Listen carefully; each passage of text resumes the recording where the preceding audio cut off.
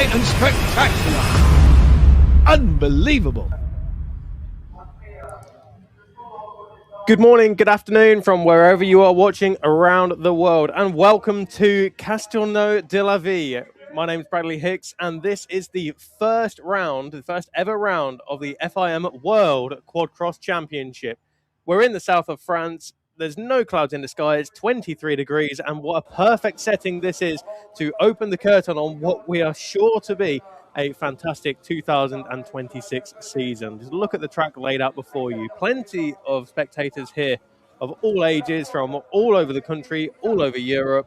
And we have got 27 riders here this weekend from 11 nationalities. We've got British, German, Italian, French, Latvian, Hungarian, Czech, Slovenian, Estonian, Lithuanian, and Dutch riders all making the trip here to the south of France to contest this opening round of the FIM World Quad Cross Championship. We have had a few practice sessions earlier on today, and Kevin Saar is seemingly the man to beat. Kevin Saar, number 311, the Estonian, the 7 times Estonian national champion, 5-time European champion. He is the man to beat. But of course, Harry Walker and Patrick Turini, the number 7 and the number 51 now for Patrick Turini. In previous seasons, we have seen him racing the number 15, but it's the number 51 for Patrick Turini in this 2026 season. I spoke to him earlier on and I asked him what was the reason behind the number change, and he said that it's a new year, it's a new championship, new bike, and it's a new Patrick Turini that will be taking to the gate. And the number 51 is a hark back to his first ever championships that he used to race when he was a youngster. Number 51, the number that he used back in the early days of his career. So no longer the 15, but in fact, the number 51 for the 2023 European champion, and the number 7 of Harry Walker, that number that took him to the 2024 European Championship. And of course, he retained that title last season. But here we can see just to the left-hand side, that's the number 169 of Christophe Caray, the one and only Hungarian rider here this weekend in the south of France. Number 67, right in the fore of your picture, that is Gaël Bustier, a home rider. We do have 4 home riders here making the trip to Castelnau de la Vie.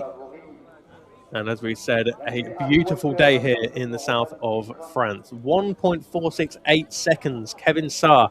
That was his advantage over the 51 of Patrick Turini in the qualifying race earlier on today. But there we can see 26 of the 27 riders did make their way out onto the circuit for the qualifying event earlier on. So this is how they will take to the gate. Harry Walker, the 2-time European champion, 3rd quickest with a 1 minute 50.585. But not too far behind him is the number 89 German of Manfred Zieneker, who ran into a little bit of bad luck towards the end of last season. I think it's safe to say he retired from one of the races in the final round in Vesoul, did Manfred Zieneker, but he'll be looking to come back strong in this inaugural season of the FIM World Quad Cross Championship. That is the 51 to your left-hand side, Patrick Turini, 2nd quickest in the qualifying event, pre-qualifying practice earlier on today. Manfred Zieneker, the white, purple, and pink. That's Kevin Saar in the black and red jersey, just going through your picture. 919 is Manfred Zieneker, a very similarly coloured machine to that of the German of 89 Manfred Zieneker. Number 13, that is Paul Meyer, the German rider. Alongside him, 96, that is one of our Czech riders. That is Jiří Kasper. David Davies, the number 15. So as we mentioned, it's not 15 Patrick Turini, but it is in fact number 15 David Davies, the Welshman, on his red machine. So looking down from above, we are quite high up actually in terms of general altitude in relation to that of the sea level. But as we mentioned, certainly is t-shirt and shorts weather here in the south of France. It's 24 degrees Celsius or so. And this track has been getting quicker and quicker, of course, not only for the FIM Quad Cross Championship competitors, but there also has been the free practice and pre-qualifying events for the FIM World Sidecar Cross Championship, which will be coming up later on today. But between now and then, we do have this 15-minute and 2-lap qualifying race for the FIM Quadcross World Championship riders. 1 minute to go before they are released onto the circuit, where it will be Kevin Saar, number 311, the 5-time European champion, who will be the first to take his gate. There is number 69. That's Carlis Neyer, the Latvian. He was 4th in the European Championship last year. Just to his right-hand side, number 45, that's Lukas Stiller, the German rider. Well, I hope you're comfy back at home, wherever that may be, because we are ready and so excited to kick off this World Championship. It's going to be a brilliant season. Lots of racing between now and the end, of course, but that is the 919 of Mark McClernand. As we mentioned, very, very similarly coloured machines between himself and the 89 of Manfred Zienicke. We'll try and pick them out in the pack when this qualifying race gets underway, but 15 minutes and 2 laps will be the duration of this event. And there we can see a brilliant shot of this circuit laid out almost in a valley here. From the start, it's a quick right into a tabletop, very quickly into a left, a little bit of a whoop section, and then that jump that you can see there, almost a tabletop or a step up, that is where, in the practice sessions earlier on today, the top guys were making the time. A few of the guys not making that jump in one, but more stepping up and then up onto the tabletop in 2 jumps. Whereas the, I'd say the top third of the pack or so, in terms of overall lap times, they were stepping straight up onto that level. So out onto the gate they come. As we mentioned, Kevin Saar, 311. He is the first man to take to the gate. Number 51, Patrick Torini. 7, Harry Walker. 89, Manfred Zienicke. 141, Sylvain Petit, who was putting him some brilliant rides towards the end of last season in the European Championship. He was 5th quickest in the pre-qualifying event earlier on today. First of the home riders is Sylvain Petit, but we don't have to look too far back to find our second home rider, because in 6th place it's 189 Teo Gourmaud. 96 Yuri Kasper, the Czech rider. 3 Czech riders here this weekend. Tadeusz Rajstik on number 71, 96 Yuri Kasper, and right on cue, that is number 71 of Tadeusz Rajstik, 96 Yuri Kasper, and of course 44 Yuri Brel. 919, Mark McClernand. 51 is Patrick Torini. It's a new bike, it's a new engine, new chassis, new team, new jersey, new number. It's a brand new Patrick Torini that we are witnessing here in this 2026 season. Black and red for Kevin Saar, number 311. He took a few years away from the European scene as he headed over to the other side of the Atlantic to contest the AMA Championships, and he got some brilliant rides there, top 10s, and arguing for the odd top 5 position as well. 7, Harry Walker. 141, Sylvain Petit. 135 is Matteo Stiller, the German rider. Then it is the 13 of Paul Meyer. 69, Carlis Neyer. Number 45, that's Lukas Stiller on that all-blue machine with the plain black crash helmet. To his left-hand side, on that front row, number 15, David Davies, with that front row complete by the number 44 of young Yuri Brel. So 15 minutes and 2 laps for this first qualifying race of the season. We'll see the boards go up very, very shortly. It'll be the 30 seconds, then the 15 seconds, then the countdown will be on. Looking down from above, we can see there's 8 riders on that second row,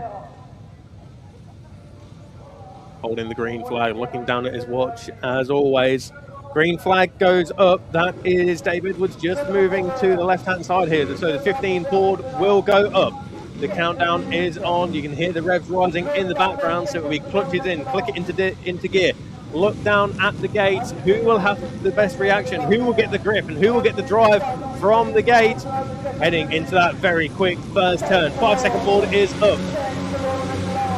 Down to the gates. Away we go, and it's that drag to the first turn. In the mid-pack there, a little bit of jostling for position, but we'll try and pick them up. Kevin Saar is there in second position because it is the number 7 of Harry Walker, the man from Berkshire, the 3-time British champion. He's leading the way. Watch them step up. Looks like was that Mark McClernand or Manfred Zienicke who just missed that step up as they hit the tabletop through this 180-degree left-hander on the plunge back down. very, very steep here in Castelnau-de-la-Vie.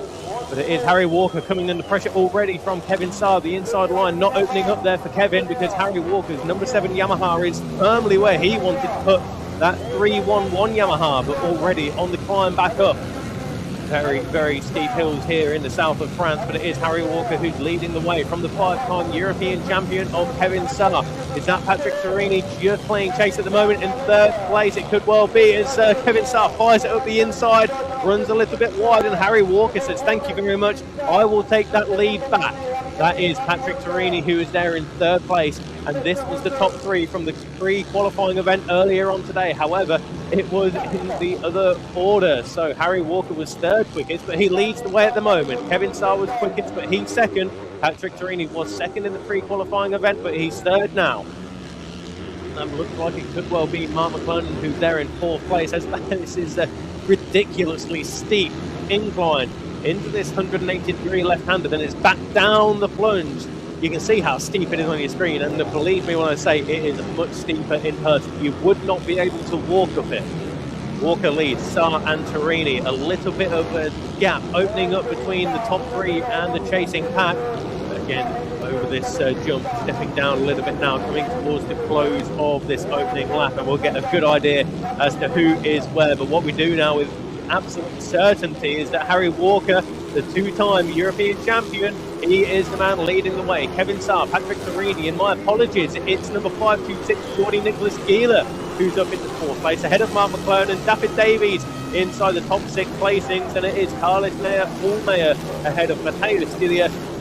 Sylvain Petit, first of the French riders, is in 10th position at the moment, so he was 5th onto the gate, but he's down into 10th position now.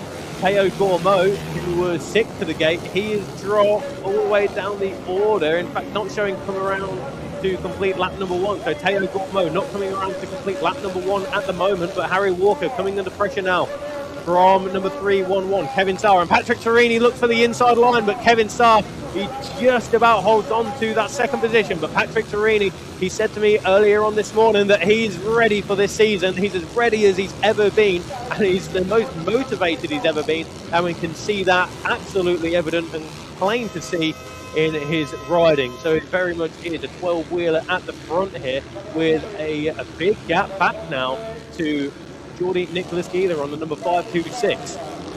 New for this season as well, you'll see the graphics on the left-hand side of your picture showing the top 18 and the gaps as well. So a big thank you to the organisers and whatnot for sorting out the graphics on the left-hand side here. And you can see that the order is being rounded out by the number 273 of Mark Sodnick. Down into this right-hander, Patrick Turini looking for that inside, not quite the opportunity that he was hoping for there. Kevin Saar just about holds on to it, and it's going to be difficult in the early stages here for the number 311 of Kevin Saar, because he's going to have to defend that second place position while still maintaining an attack on your race leader. But already coming around at the end of this second lap, so the lap times are coming in 1 minute 53 for your race leader of Harry Walker, and the gap is over 1 second. So over 1 second is the gap between Harry Walker and Kevin Saar. Patrick Turini in third. Mark McClellan has found his way through up into fourth place, ahead of David Davies. In fact, looking for Jordy Nicholas Gieler, he's down in 11th place, so it could well have been a mistake on the second lap there, unfortunately, for Jordy Nicholas Gieler on the number 526 machine. There goes Walker, Kevin Saar and Patrick Turini. I think we're going to be talking a lot about that trio over this 2026 season. A lot of dust being kicked up in the background as well, as you can see there. On the plunge down now, and Patrick Turini, he was 0.6 seconds behind the man in front at the end of lap number 2. Quick mention for Ayrton Knowles in 22nd, Louis Holt in 21st, and the number 67 machine rounding out the top 20. That is Gaël Couscolier, the French rider, running strong inside those top 20 positions. But Patrick Turini just losing a little bit of time on Kevin Saar, it would seem, on this third lap. So 15 minutes and 2 laps will be the duration of this event, this qualifying race for the opening round of the 2026 World Cross Championship. And it's Harry Walker who's hitting the ground running. as Kevin Starr looks as though he's just about weathered the attack put on him by the 51 of Patrick Torini. So the top three coming towards the end of this third lap. Through this left-hander, you can see some lines starting to be cut up there. Few ruts on the inside of that left-hander that brings them back out onto the straight. And those guys first hit when the gates dropped not 5 minutes ago. Kevin Starr, there we can see, going to the outside. Oh, that's a little bit of a mistake there. Was it from Kevin Starr and Patrick Torini? Just cutting it a little bit fine in their pursuit of trying to close the deficit between themselves and the number 7 of Harry Walker. This could be a big year for the number 7 of Harry Walker. Of course, he is a 3-time back-to-back British quad-cross champion and 2-time European champion in 2024 and 25. Of course, during the off-season, just before the season started, actually, him and his lovely partner Sophie announced that they were expecting this year. So 2026 could, in fact, be a huge year for the number 7 of Harry Walker, and this is an absolutely perfect way to get that started. He leads the way by 2.049 seconds over Kevin Starr and Patrick Torini, but that is still your top three. Just to put it into perspective, the top three are 11.5 seconds up the road from 919 Mark McClernand. Manfred Tienicke didn't make the best of starts, but he's up into 7th position and not too far away from the number 69 Latvian of Carlis Nejo. Walker, through your picture already, Kevin Starr on the black and red Yamaha, then it is the 51 of Patrick Torini. As we mentioned, he's changed near enough everything into this 2026 season. He was so close to reclaiming that European crown, but it did go the way of Harry Walker some 7 months ago now, I think it was, in Vesoul. But we're back here in France for this first round, and it's Patrick Torini hounding number 311 Kevin Starr, and it's a 0.8 second gap between second and third position. Watch them through this left-hander. Kevin Starr winding the power up, goes from the outside to the inside. You see how these guys are going from the right-hand side of the circuit and hitting this jump not straight on, but in fact there's a little bit of an angle to the left to give up that inside upon landing. Into this tight right-hander, the gap has remained at 2.6 seconds between number 7 Harry Walker and 311 Kevin Starr. Patrick Torini was the second quickest man on the circuit at the end of that previous lap, 1 minute 52. Harry Walker, 1 minute 51.9. To put that into perspective, Kevin Starr did a 1 minute 49 in the pre-qualifying event earlier on in the day.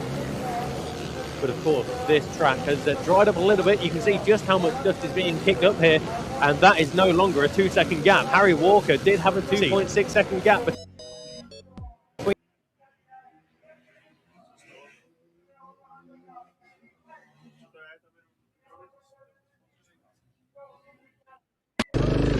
Let's have a look then at this circuit here in Castelnau-de-la-Vie. From the starting gate into a quick right-hander, we're on board with FIM World Sidecar Cross crew Kilian and Evan Prunier. Of course, they will be having their 2 races later on today, but you can see just how physical this circuit is. A few big jumps, quite a few sketchy jumps as well. The track was quite slick yesterday. The quad-cross guys were telling me during a walk of the paddock earlier on this morning, but there are whoops, there's big jumps, tabletops, step downs, step ups. This track has it all.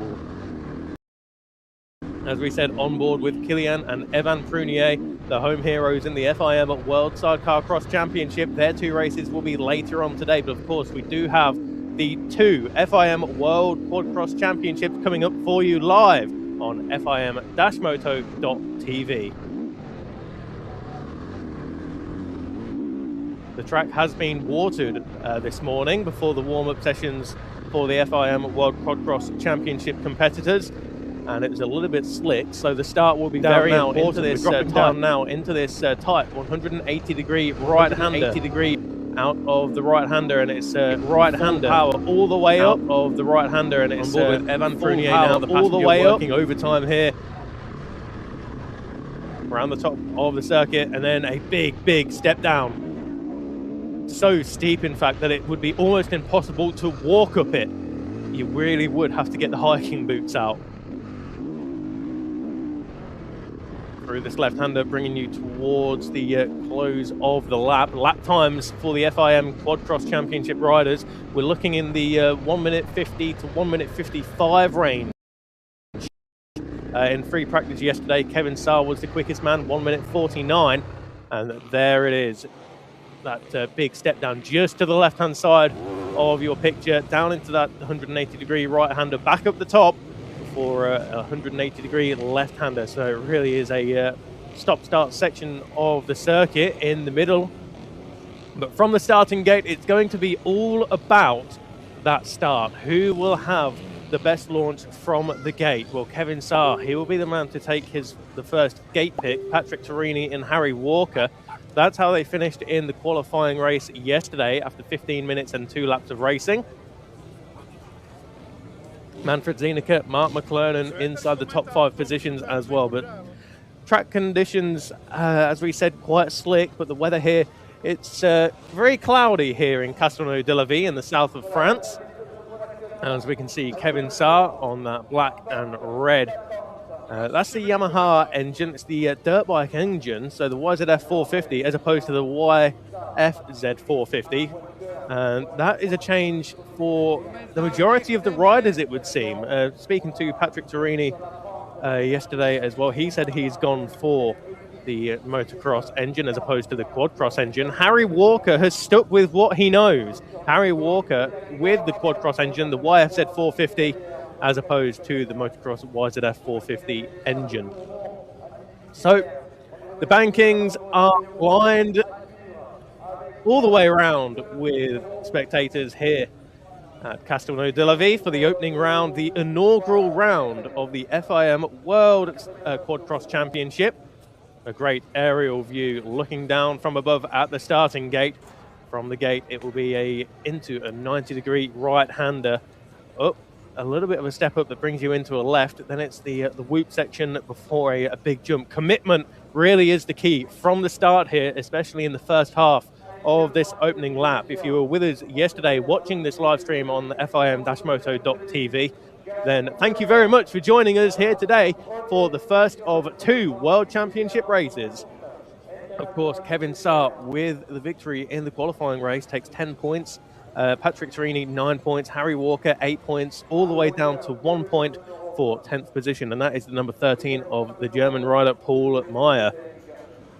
But there we can see Latvian flags and the French flags as well. And Sylvain Petit, number 141, he's there in 6th place. First of home riders is Sylvain Petit. Carlos Neyer, number 69, closely following him in 7th. David Davies, the Welshman, in 8th place. Matteo Stiller in 9th for number 135. That's the German rider of Matteo Stiller. And as we mentioned, rounding out the top 10 in yesterday's qualification race is number 13, Paul Meyer. Again, 3 German riders inside the top 10 positions, 3 British riders inside the top 10 positions. Lucas Stiller, Gregoire Rabat, Yuri Kasper, Tadeusz Brejcik, and Yuri Brel. So 3 Czech riders all locked together at the end of the qualification race yesterday. Just 5.2 seconds covering the 3 Czech riders in 13th, 14th, and 15th. Jordi Nicolas Gila did not have the best of days yesterday. He stalled it on lap number 2. He was running 4th at the end of the opening lap, but Jordi Nicolas Gila, who takes to the gate, is 16th here today.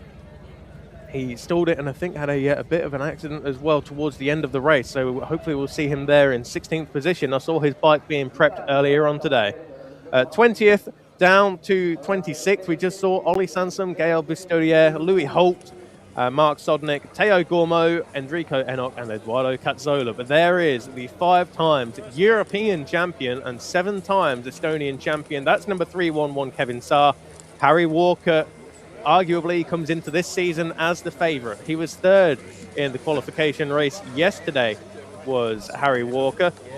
He went back-to-back in the European Championship in 2024 and 2025. Number 69, that's Carlos Neyer, the Latvian rider, 135, my apologies. That is the German rider of Matteo Stiller. 45 is Luca Stiller.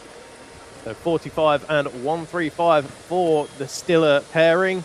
96, Yuri Kasper. He will take to the gate in 13th. Yuri Brell in 15th. Of course, we are going down in twos there. So number 526, Jordi Nicholas Gieler. He takes to the gate in 16th. Good to see him there getting ready for the start of this event. Great showing as well for the British riders. That's Louis Holt, number 30. Just 17 years of age. Made his debut in the European Championship last season as a 16-year-old, and I believe could well be the youngest competitor here in the Quad Cross World Championship in Castelnau-de-la-Vie. So 6 British riders will be taking to the gate. But of course, the home riders will be keeping a very close eye on them. 141, Sylvain Petit. He takes to the gate in 6th. Gregoire Rabat, number 83. He will be 12th to the gate. And then number 67, Gayo Buscoyer. He will be 21st to the gate. Théo Gourmaud, number 189. He was looking good in practice yesterday, but unfortunately he will take to the gate in 24th position. A bit of an issue yesterday for Théo Gourmaud. There is Sylvain Petit. He'll be easy to spot from the pack in the all-green colours. Manfred Zieneker, number 89, the German rider. Again, a great showing for the German riders here as well in the south of France. We've got Manfred Zieneker, Matteo Stiller, Luca Stiller, Paul Mayer, and Jordi Nicholas Gieler. As the 2-minute board goes up. So not too long to wait. Incidentally, the warm-up session earlier on today, that was Kevin Saar who was on top. So number 311, Kevin Saar, he was quickest in the free practice session yesterday, quickest in the pre-qualifying, and won the qualification race. Number 311, that is Kevin Saar with the black and the red colours, number 311. 1 more minute to go. We can just hear in the background there, 1 more minute before the riders are let loose onto the gate. And gate pick will be very, very interesting. It will be absolutely vital because that is the run from the gate, and you can just see how it narrows up into this right-hander. Bit of a step up before a left, just 3 whoops that bring you into that big step up towards the top end of the circuit as well. We saw yesterday in the qualifying race that Kevin Saar on one particular lap, he did unfortunately miss that step up, and it costs around 2 seconds. So commitment really is going to be right at the forefront of this race, I suspect. 25 minutes plus 2 laps. As everybody watches on, there are the French flags flying high for Théo Gourmaud, Sylvain Petit, and of course the number 67 of Gayo Buscoyer. Gregoire Rabat, number 83, he will be taken to the gate in 12th position. We'll keep our eyes on the 4 home riders here this weekend for the opening round. As we mentioned, the first ever round of an FIM World Championship for these quad cross competitors. Castelnau-de-la-Vie, the town, only 10 minutes away, and as we said, the town of Albi, not too far away either, only about 5 miles or 8 kilometers. We are 40 kilometers away from the city of Toulouse. Here we go, that's Kevin Saar. Looks like he's gone for the middle of the gate here. Patrick Torini and Harry Walker, not as you see them there. It's Kevin Saar, number 311, and then it's number 7 of Harry Walker. Number 89, Manfred Zieneker, just coming into the picture now. So he's on the left-hand side of your picture, right-hand side of Kevin Saar. Sylvain Petit, just lining up to the left-hand side of your screen. Patrick Torini, the number 51. New number, new bike, new engine, and new sponsors, new team. It's a new Patrick Torini that we are seeing here before us in this 2026 season. Of course, he was the European champion in 2023. 3 years ago now, can you believe, already? As that's the number 13 of Paul Meyer. And before we get this race underway, let's wish a big happy birthday to the number 51 of Patrick Turini. He turns 25 today. So Patrick Turini, his 25th birthday, and he'll be looking to come away from this weekend with the lead in the World Championship. Creating a bit of a rut just to allow the tyres to gain traction from the start here. That's the number 71 machine in the purple and black. That is today's race dig. Number 44, Yuri Brel alongside him. But the 83 of Gregoire Rabat. 13 is Paul Meyer. 15, David Davies, the Welshman, one of 6 British riders here this weekend. 69, Carlos Nea, the Latvian rider, the only Latvian rider here this weekend for the opening round. Mark McClernand, number 919. We do hope to see Mark McClernand for the full World Championship season this year. He took part in the opening round of the British Championship just a week or two ago. Turini and Harry Walker. Laurenas Mikalauskas just behind Harry Walker. That is number 526, Jordi Nicholas Gila, just in the wheel tracks of 311 Kevin Starr. 169. 189, my apologies. Teo Gormo, the home rider, in that yellow and orange jersey with a plain black crash helmet. So number 189, Teo Gormo, going from the second row in the first ever race of the FIM World Quad Cross Championship. There we can see the board hostesses, the 15-second board on the right-hand side, and the 5-second board will be shown on our left-hand side.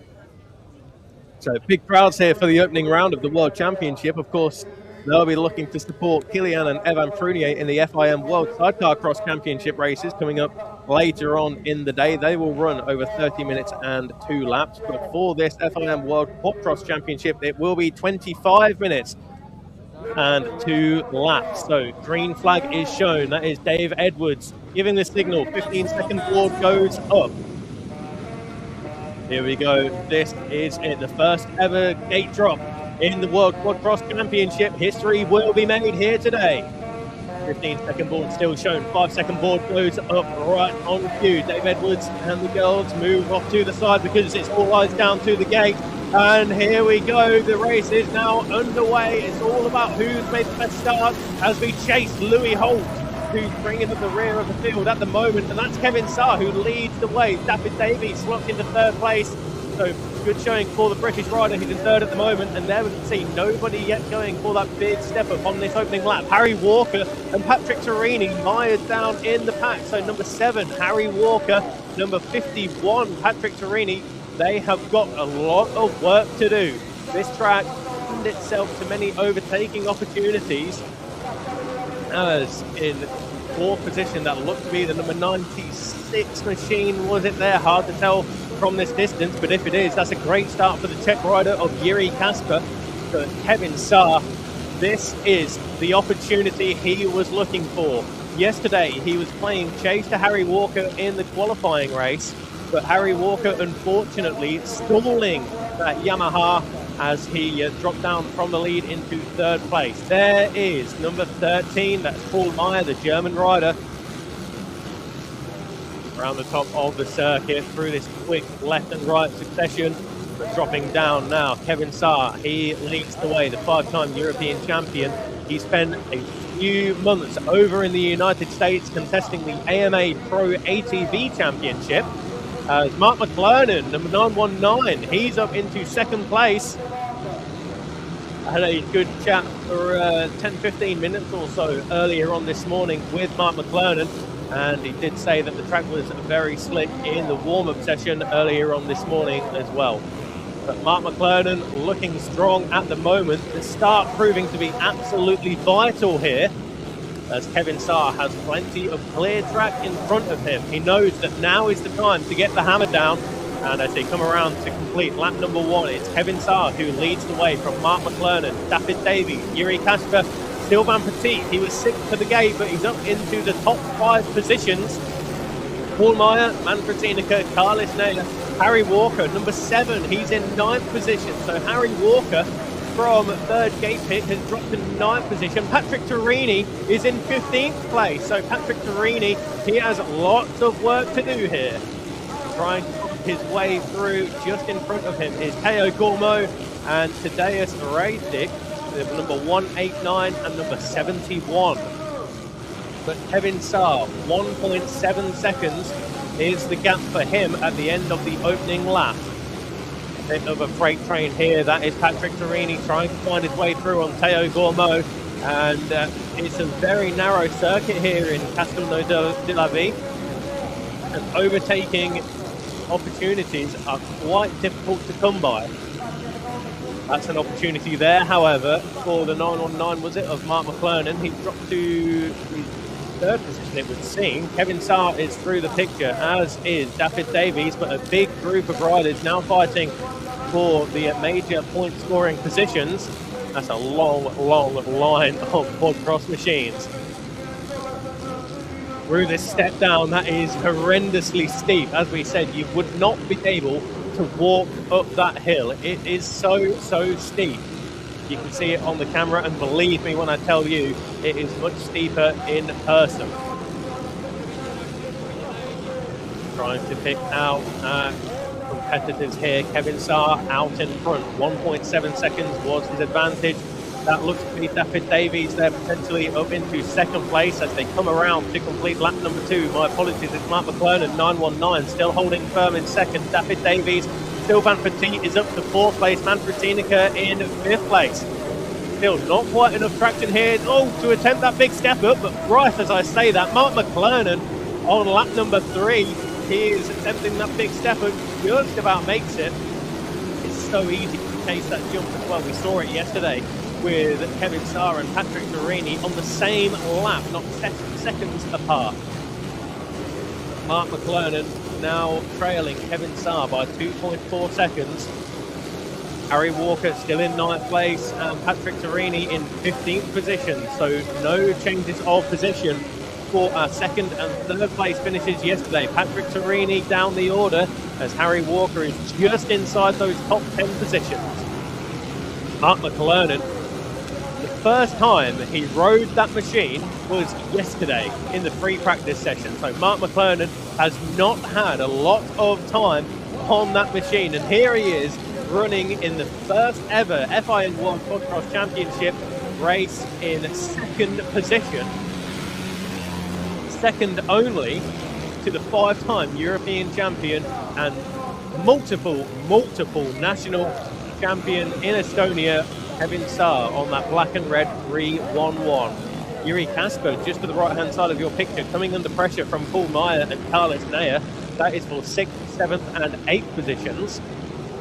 Looks like there may have been a little bit of a mix-up towards the rear of the field, because Louis Holt is 15 seconds or so, seconds away from the next man in front of him, and that is Gael Cuier. At the end of lap number 3, however, Kevin Saar 1 minute 53.3, Mark McClernand 1 minute 54.1, and the gap has opened up to 3.2 seconds. Next up, that is Sylvain Petit up to 3rd place. So Sylvain Petit, the home rider, is into the podium positions at the end of lap number 3. David Davies, the Welshman, number 15, he's in 4th place. Manfred Tineke in 5th. Yuri Kasper, Paul Meyer, Harry Walker. Harry Walker is up to 8th place. He's found his way through on the Teo Stiller and is there in 8th place. Only 0.6 of a second behind the number 13 of Paul Meyer. As we mentioned, lots of work to do. Patrick Torini has made up 4 positions. So Patrick Torini really has his elbows out here. So the now 25-year-old and former European champion has made up 4 positions on that 3rd lap. Mark McClernand, not sure what he's had for breakfast this morning, but certainly it's working in his favour, I think it's fair to say. Sylvain Petit, David Davies. In fact, Manfred Tineke was the 2nd quickest rider on the circuit with a 1 minute 54.1. So Manfred Tineke, number 89, who is in 5th position at the moment, he seemingly has the pace, and I would suspect he could well be through on David Davies by the end of this lap. Kevin Saar made a few setup changes to that machine over yesterday afternoon and this morning. He's putting a little bit of a softer shock absorber into that Yamaha, did Kevin Starr. And at the end of lap number 4, he opens up his lead. It was 3.2 seconds. It's now 4 seconds between himself and Mark McClernand. The team, Manfred Zienicke, as we suspected, is up into 4th place now. So Manfred Zienicke and David Davies, that is your top 5. As Harry Walker, that looks to be Harry Walker in 7th position, as he hounds the number 13, Paul Meyer, for 6th place. So Harry Walker, the man who is the reigning European champion, he's in 7th place on the bike number 7. Yuri Kasper, Matteo Stiller and Gregoire Rabat in the top 10. Patrick Torini, he is only 0.3 of a second behind Gregoire Rabat. That is Sylvain Petit and Manfred Zienicke. Manfred Zienicke, again, the second quickest rider on the track, 1 minute 53.6. Kevin Starr, the quickest, 1 minute 53.5. But Sylvain Petit, he's going to start feeling the pressure being put onto his shoulders by Manfred. That's Mark McClernand through your picture. He's already out of shot. Down this step down. As Manfred Zienicke, and here we can see just how difficult it is to try and make an overtake. A little bit of a twitch on the exit for the 89 of Manfred Zienicke as they both drive up this big step around the left-hander that brings them back down again. Sylvain Petit doing it in front of his home crowd. And here we go, Manfred Zienicke just making his presence felt. A little bit of contact between Manfred Zienicke's front left wheel and the rear wheel of Sylvain Petit. So slight contact between front and rear wheels. But Sylvain Petit will know that Manfred is right there. The gap was 1.3. It's now 0.8 as they make their way through at the end of lap number 5. Kevin Starr, 5.5 seconds of the road. Here is Sylvain Petit. And these guys now doing the big step up that they were not doing on the opening couple of laps. But here you can see is that looks like one of the tail enders coming to play there already, unfortunately. A few riders did not make the start of this race, incidentally. That's number 38, Eduardo Cazzola, and 878, Enrico Enop, the Estonian. Sylvain Petit holding firm at the moment, and he will know that he'll have to tick off the lap times. 1 minute 54 for Sylvain last time around, 1 minute 53.5 for Manfred Zienicke. This is the fight for 3rd position. So if you are new and watching for the first time this FIM World Quadcross Championship, and it is 25 points for the victory, 22 points for 2nd place, 20 points for 3rd place. It is 18, 16, 15, 14, 13, 12, 11, all the way down to 1 single point for 20th position. So 25 points for a win, 22 points for 2nd place, and it's 20 points for 3rd place. Those are the podium point scoring positions. As Mark McClernand not quite have the pace to match Kevin Starr, but he is 5 seconds up the road from Sylvain Petit. So Mark McClernand, number 919, as I mentioned, I was speaking to him earlier on today, and he was hoping for a top 7. The top 7 was the goal this weekend for Mark McClernand, and I think it's safe to say he is exceeding those goals at the moment as he holds on to 2nd place. Teo Gormo, number 189, he's up into 11th place. 526, Jordi Nicholas Keeler, not making any inroads at the moment, but the fastest man on the circuit last time around was number 51, Patrick Torini. So Patrick, after 6 laps, has decided that now is the time to go. Kevin Starr with a 7.5 second lead. 6 laps have been completed. We have 12 minutes and 39 seconds, plus the 2 laps left in this opening race. Kevin Starr still in the consistent 1 minute 53s. It's another 1 minute 53.5 for Kevin Starr. That softer shock absorber working in his favour, and he suffered a little bit of arm pump, I think, yesterday, Kevin Starr, and that's the reason behind the change to the softer setup.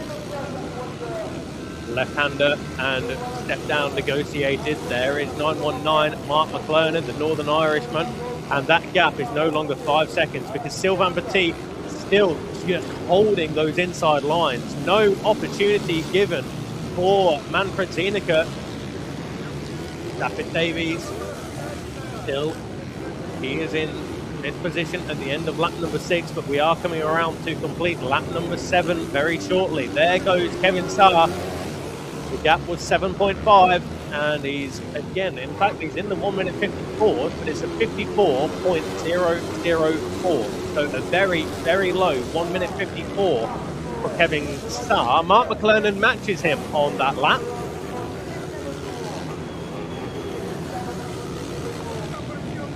Sylvain Petit, Manfred Zienicke, David Davies, but Harry Walker and Patrick Torini, you can see on the left-hand side in the graphic that it's only 2 seconds separating the two British riders and the Italians. David Davies in 5th place, Harry Walker in 6th, and Patrick Torini in 7th, as Kevin Starr shows us exactly why he is a multiple European and national champion.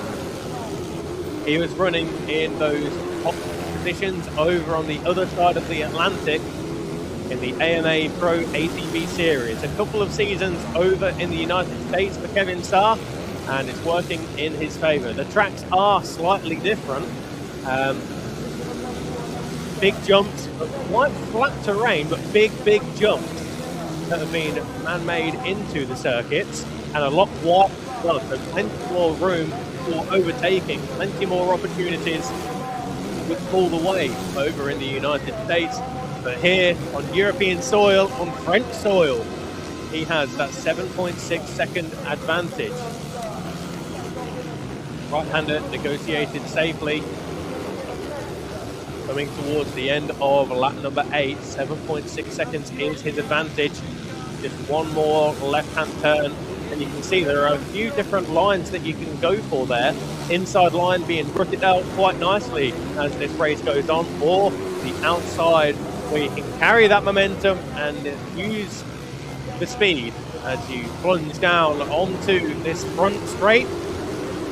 Mark McClernand does have Manfred Zienicke and Sylvain Petit for very close company. So what was a two-way fight for third place is now a three-way fight for second place, because Sylvain Petit, and that is a mistake there for Mark McClernand, just runs a little bit wide. And Manfred Zienicke, he needed no second invitation. Manfred Zienicke up into second position, and they will be 2 more championship points to his name if it was to remain this way. Manfred Zienicke, Mark McClernand is now in second and third as 141. Sylvain Petit starts to put the pressure on Mark McClernand. He has the inside line, and he has the home advantage here, right in front of the French fans, and Sylvain Petit up into third position now. The gap between Kevin Starr and Mark McClernand at the end of lap number 8 was 10 seconds. But that is all changed now, because Mark McClernand from second down into fourth place, Manfred Zienicke from third into second, and likewise Sylvain Petit from fourth place up into third place. Looks like a few riders have fallen by the wayside in this race. We mentioned Sodnik, Enot and Cazzola. Looks like Gaio Bustoyer has dropped a lot of time. He's down into 21st position. Number 30, Louis Holt, is yet to complete lap number 8. But good to see the number 30 of Louis Holt here in the inaugural FIM World Quadcross Championship event. As we mentioned before the race got underway, he's just 17 years old. Is Louis Holt. Could well be the youngest rider out there in the field. But coming around to complete lap number 9, and the gap has remained at 10 seconds between Kevin Starr and Manfred Zienicke. Mark McClellan in 4th place. David Davies was under a lot and lot of pressure from Patrick Turini and Harry Walker, but they are both through. Patrick Turini is up into 5th place, and then it is Harry Walker in 6th place. David Davies, the number 15 Welshman, he is now in 7th position. Here's that big step up going from the outside of the circuit to the inside. Harry Walker not going for that step up, neither the number 15 of Patrick Turini, and you can see just how much time it's costing Harry Walker. Dropping down into this 180-degree right-hander very shortly, and it costs around 2 seconds. Missing that step up at the early stages of this lap, missing that step up costs around 1.5 to 2 seconds. So that is immediately working in favour of Patrick Turini. He has 13 seconds between himself and Mark McClellan. So 13.8 seconds is the gap between Mark McClellan and Patrick Turini, and with 6.5 minutes remaining, plus 2 laps, that is going to be a big gap to bridge. Harry Walker, 3rd place in the qualification race yesterday, running in 6th position at the end of lap number 9. Of course, the young man from Reading in Berkshire, number 7, Harry Walker, a 3 times British quadcross championship. He did the three-peat actually in 23, 24 and 25. Harry Walker, the 3-time British champion in successive years. He's going for his 4th straight British championship this season. His European Championship going back-to-back in 24 and 25. He would dearly love to add a World Championship to that CV. If you weren't watching yesterday, we mentioned that this 2026 season could well be a huge year in the life of Harry Walker. Of course, him and his lovely partner are expecting this year, and we saw the same last year in the FIM World Sidecar Cross Championship, in fact. Oh, that's a retirement there for the number 44. That's the Czech rider of Jiří Brel. So Jiří Brel, unfortunately, retiring from this race on lap number 10. Looks like it's a collapse at the rear, actually. That's what it seems to be, judging from these live pictures brought to you by FIM-moto.tv. There you can see that rear suspension is doing absolutely nothing to that number 44 quad. And Jiří Brel is very disappointed with the end of the race here, as Mark McClellan is the man we're just watching up the step up. He's in 4th position. That's Manfred Zienicke. The gap 10.3 seconds at the end of lap number 10. What will it be at the end of this 11th lap? Kevin Saar, he's through to start lap number 12. Waiting now for the timing screen to update. There is Kevin Saar. Here's the big step up, and I suspect that Kevin Saar is still hitting that big step up. The gap is now 9.9 seconds, so it has very much plateaued, as they say, at that 10-second mark. Sylvain Petit, 2.1 seconds adrift, as Mark McClellan dropping into the 1 minute 56s on that lap. Patrick Turini has brought the gap back down to 8 seconds. And he's 3.5 seconds up the road from Harry Walker. David Davies, he's in the 1 minute 58, 8.8 seconds away from Harry Walker. And that is your top 7, with Yuri Kasper, Matteo Stiller and Teo Gormo rounding out the top 10. As we have a good look at number 69, that's Carlos Neyer. Carlos Neyer, do have the number 69 of Carlos Neyer, the one and only Latvian rider here this weekend, and of course the 169 of Christoph Karai, the one and only Hungarian rider here contesting the World Championship. Ollie Sansom, number 3, just going through your picture on the far right hand side. Ollie Sansom at the moment running 19th, so he's looking good for 2 World Championship points. if it was to remain this way.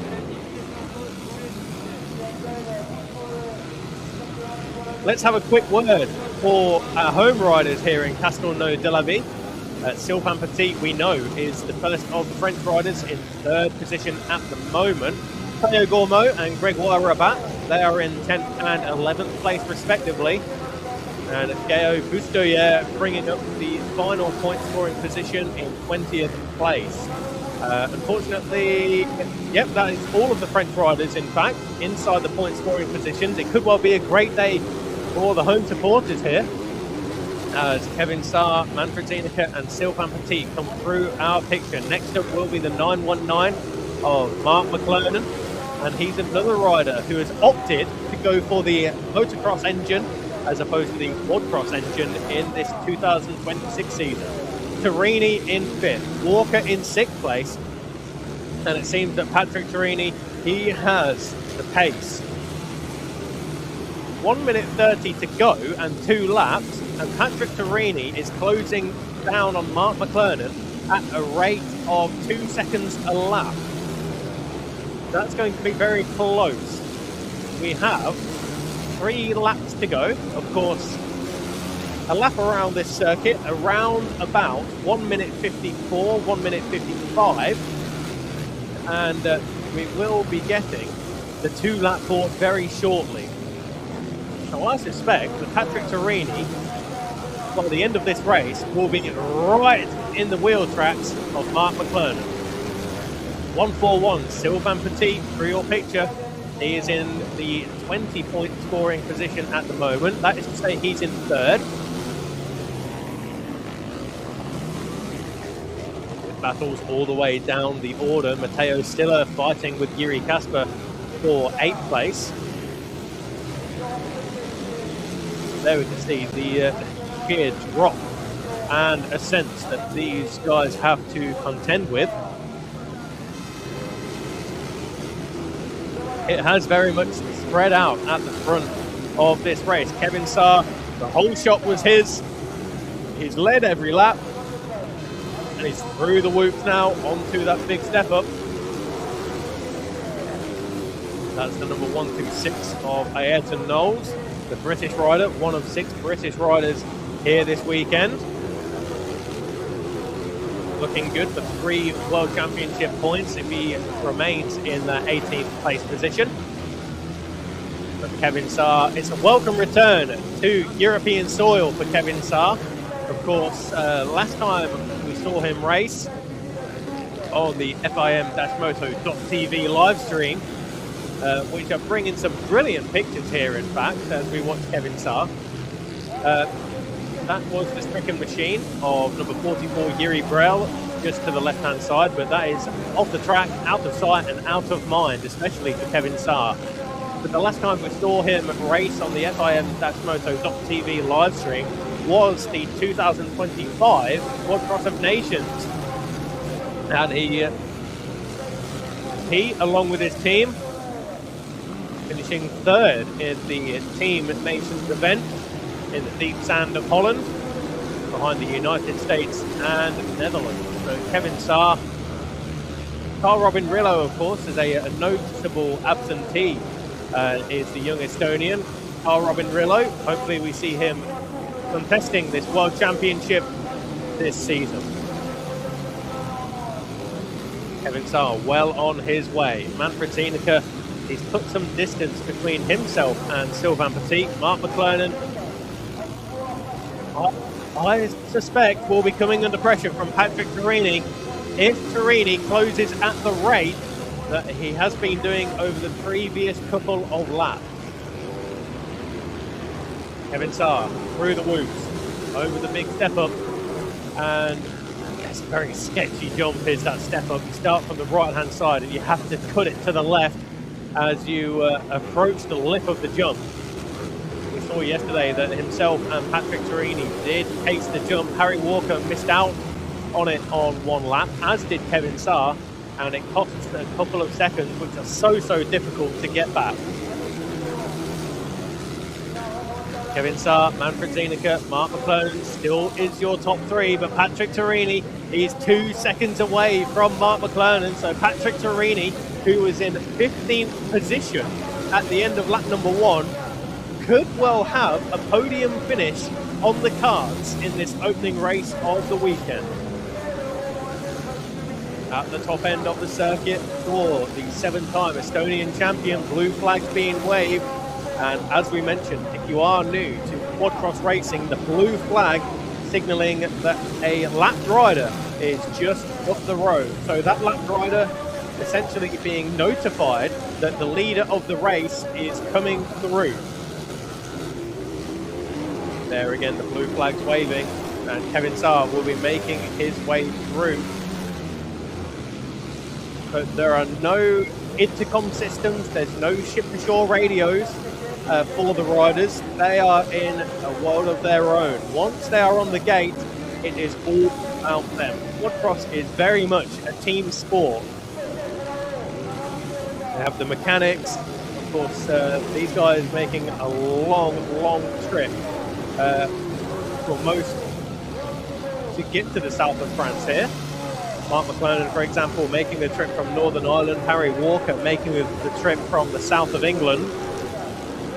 As the leading two are now through your picture, Kevin Saar and Manfred Zienicke in the top 2 positions, but we're waiting for Mark McClellan and Patrick Torini because the gap was 2 seconds, and Patrick Torini was closing at a rate of 2 seconds a lap.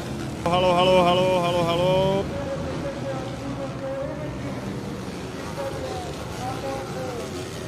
Onto the final lap. There's one more circulation to go for 3:11 Kevin Saar. Manfred Zienicke in 2nd position. Patrick Torini, he's up to 3rd place. So Patrick Torini, he did find his way through on Mark McClellan. Harry Walker is 11 seconds away from Mark McClellan. So it looks as though it's going to be a top 5 finish for the 2-time European champ. Kevin Saar still holding that 10-second lead, and again he's lapping in the low 1 minute 54s. He is ridiculously monotonous and repetitive and consistent in those lap times. His fastest lap of the race, a 1 minute 53.2. However, his last lap, a 1 minute 54.0. So all of Kevin Saar's laps have been done within 1 second of one another. From the fastest to the slowest, they're all within 1 second. Just a few more turns to go for the 3:11 of Kevin Saar, and he will be the first victor in this championship. So 15 laps done, this 16th and final lap now complete. Kevin Saar, the 5-time European champion, the 7-time national champion. He was fastest in qualifying yesterday. He was fastest in pre-qualifying. He topped the warm-up session this morning. And Kevin Saar, number 311, makes history by becoming the first ever race winner in the FIM World Quad-Cross Championship. Manfred Zienicke in 2nd position. And it's number 51, Patrick Torini, who finishes in 3rd place. 15th, I remind you, at the end of lap 1, and he found his way up into 3rd position after 25 minutes and 2 laps of racing on a circuit that is not renowned for overtaking opportunities. Harry Walker is across the line in 5th place, 6.2 seconds adrift from Mark McClellan. So Mark McClellan, who hoped for a top 7 finish, he's there in 4th place and was running in 2nd position for quite a long time in that event. But Kevin Saar, get yourself hydrated. It's not as warm here in the south of France as what it was yesterday. But after 25 minutes and 2 laps, these guys are working as hard as they possibly can. Heart rates will be through the roof, and you can see just how hard they have to work. But Kevin Saar, brilliant to have him back here on European soil for the first round of this FIM World Quad-Cross Championship. He takes the victory by 14 seconds. That final lap, a 1 minute 53.801. So every single one of Kevin Saar's 16 laps done within 1 second of each other. What a brilliant way to open today's racing action. Kevin Saar on top, ahead of Manfred Zienicke and Patrick Torini. Oh, I can't wait to hear what Patrick Torini has to say about that race, because he really had to dig deep in the early stages. He made up 4 positions in the early stages of that race on 1 lap. We can go down there now, I believe, right now, to have a word with number 311, Kevin Saar, your race winner. He's with Barry.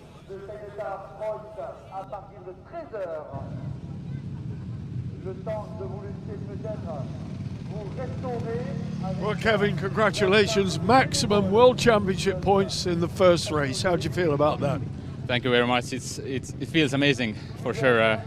I got a really good start, which was the key. I was really focused on the start because I knew if I get a good start, track was a little bit muddy this morning, so start really helped me, and I just rode my race, kept my pace, didn't take too many risks, didn't jump the uphill double right now. If I need, I can do it, so yeah, perfect race for me. Yeah, you had to ride your own race, but the guys behind were on a good pace all the way. You know, they weren't that far back. Yes, I saw they were jumping the double. If they were really close to me, I could jump too. But yesterday I had some sketchy moments up there, so I didn't want to jump if I don't need to. But if I need to, I will jump. I think you said it. The whole shot here is absolutely vital, isn't it? Yes, especially today when track's a little bit wet. There's not too many lines out there. It's so slippery. So I'm really happy with my start. Congratulations. Any plans for race 2? Any changes? No. Hopefully I can do the same. I just focus on the start and do the same thing. Go on then. Thank you. Good man, Kevin Saar. He that he has had 25 minutes and 2 laps of racing. Let's go down there back to Barry, because he has got our second place finisher. It's the German rider, number 89, Manfred Zienicke.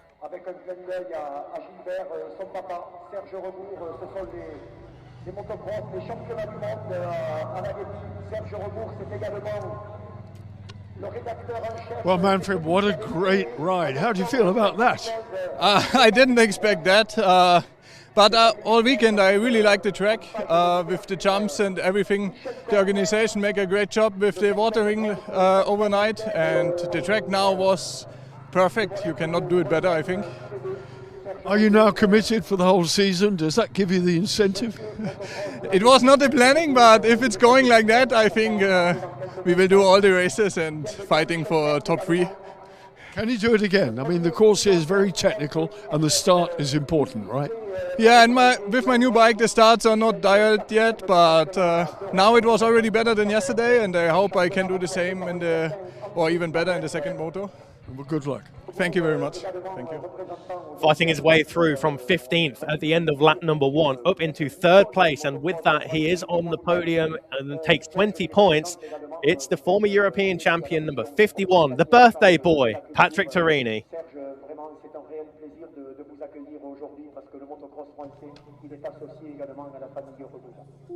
Patrick, well done. You had to work for that one, didn't you?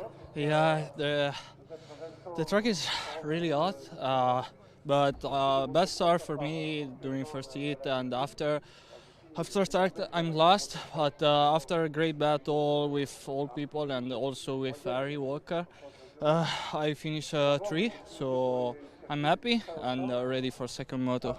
Yeah, I mean, you were going through at such a pace. On 1 lap, you passed 4 people. Yeah, I think I used different line, but I'm lucky. Oh, not lucky. You rode well. Congratulations. Thank you, guys.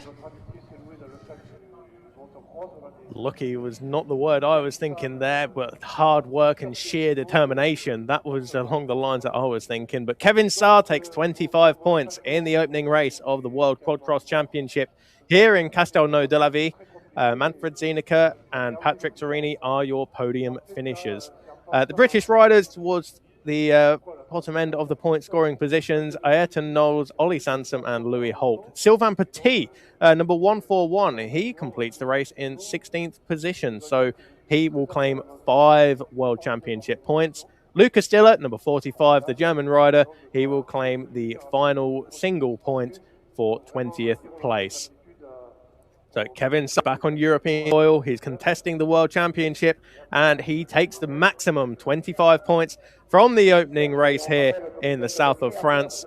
Of course, we do have another race coming up later on this afternoon for yet another 25-minute and 2-lap spectacular. But from myself, Bradley Hicks, thank you very much for joining us for the opening race of the FIM World Quadcross Championship. But don't go anywhere, because coming up, we will have the 30-minute and 2-lap FIM World Sidecar Cross Championship. See you soon. Avec une pensée bien sûr émue pour ce pilote multiple champion du monde et qui est venu bien sûr à la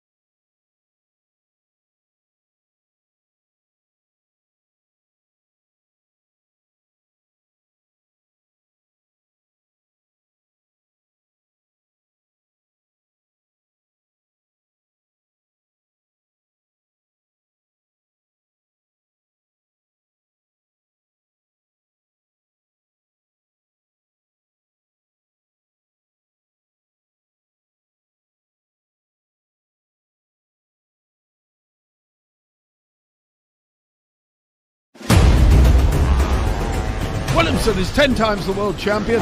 Fax and Stupilis, they've done it again. Unbelievable. Marvin van Lukenes certainly deserves the red plate. And what an incredible sport this is. Fast, high and spectacular. Unbelievable. Hello and welcome to Castelnau-de-Lévis, close to Toulouse. Well, Albi's just around the corner here in the south of France. A beautiful park. We're here for the opening round of the 2026 FIM Cyclocross World Championship. It's going to be a long, long season, but it's all to play for here. Already some of the crews have got a handful of points due to qualifying. They've got to improve on it now, and what a circuit we have. It would be great to find out a little bit more about it.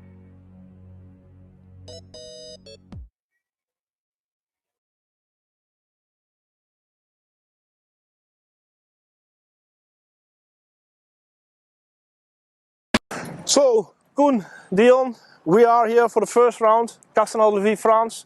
Koen, you are here as a world champion. Dion, you're the new passenger of Koen, sorry. For you, you go from the 4-stroke to the 2-stroke. Is it different for you? Yeah, of course it's different. I expected to be more in trouble in the beginning, but no, from the beginning it was actually really smooth. Koen's riding style is really, how you say it, complementing the 2-stroke. Yeah. So yeah, it was really nice. It's going really easy. I expect a lot of arm pump, which didn't really have. So yeah, it's good. This track, it's changed throughout the years. Does it suit you both? Do you think it's a nice track with big jumps? Is it something for you? Well, I like the track and I have seen the changes what they make, and I think it's better than before. So if the weather is good like this the whole weekend, then we'll be fine. And for you, Dion, is this a track what you like? Yeah, I rode here 2 or 3 times I think, and it was always a nice track. Maybe a little bit hard to pass, but yeah, nice jumps, and I think it will be nice to ride here with Koen. Okay, and is it now you already ridden a little bit with each other? Do you feel the flow together? Well, for me, already in the beginning, the feeling was really good together. Yeah, I think the first days in Spain, we already said to each other like, yeah, the feeling is good, and I think the speed is also good. It's hard to say because you are not together with other sidecar teams, but we will see this weekend. But the feeling is good, so we will see. Yeah, we only saw you in a Dutch race. We didn't saw you in some other races, so it will be first time we see you on a big venue now together. Is it nervous for you, Dion? No, I'm excited but not nervous. It's like yeah, any other race last year actually. Maybe there's a little bit pressure on my back because I have the number 1 now, which I didn't earn yet. But no, don't really feel pressure. Just enjoying it. Okay, then guys, I wish you the best of luck, and we'll see by the end of the year how it works out. Thank you. We'll see. Thank you. Gert van Verven there, of course, with the boys, and the newly crowned world champion Koen Hermans with Dion Rietman.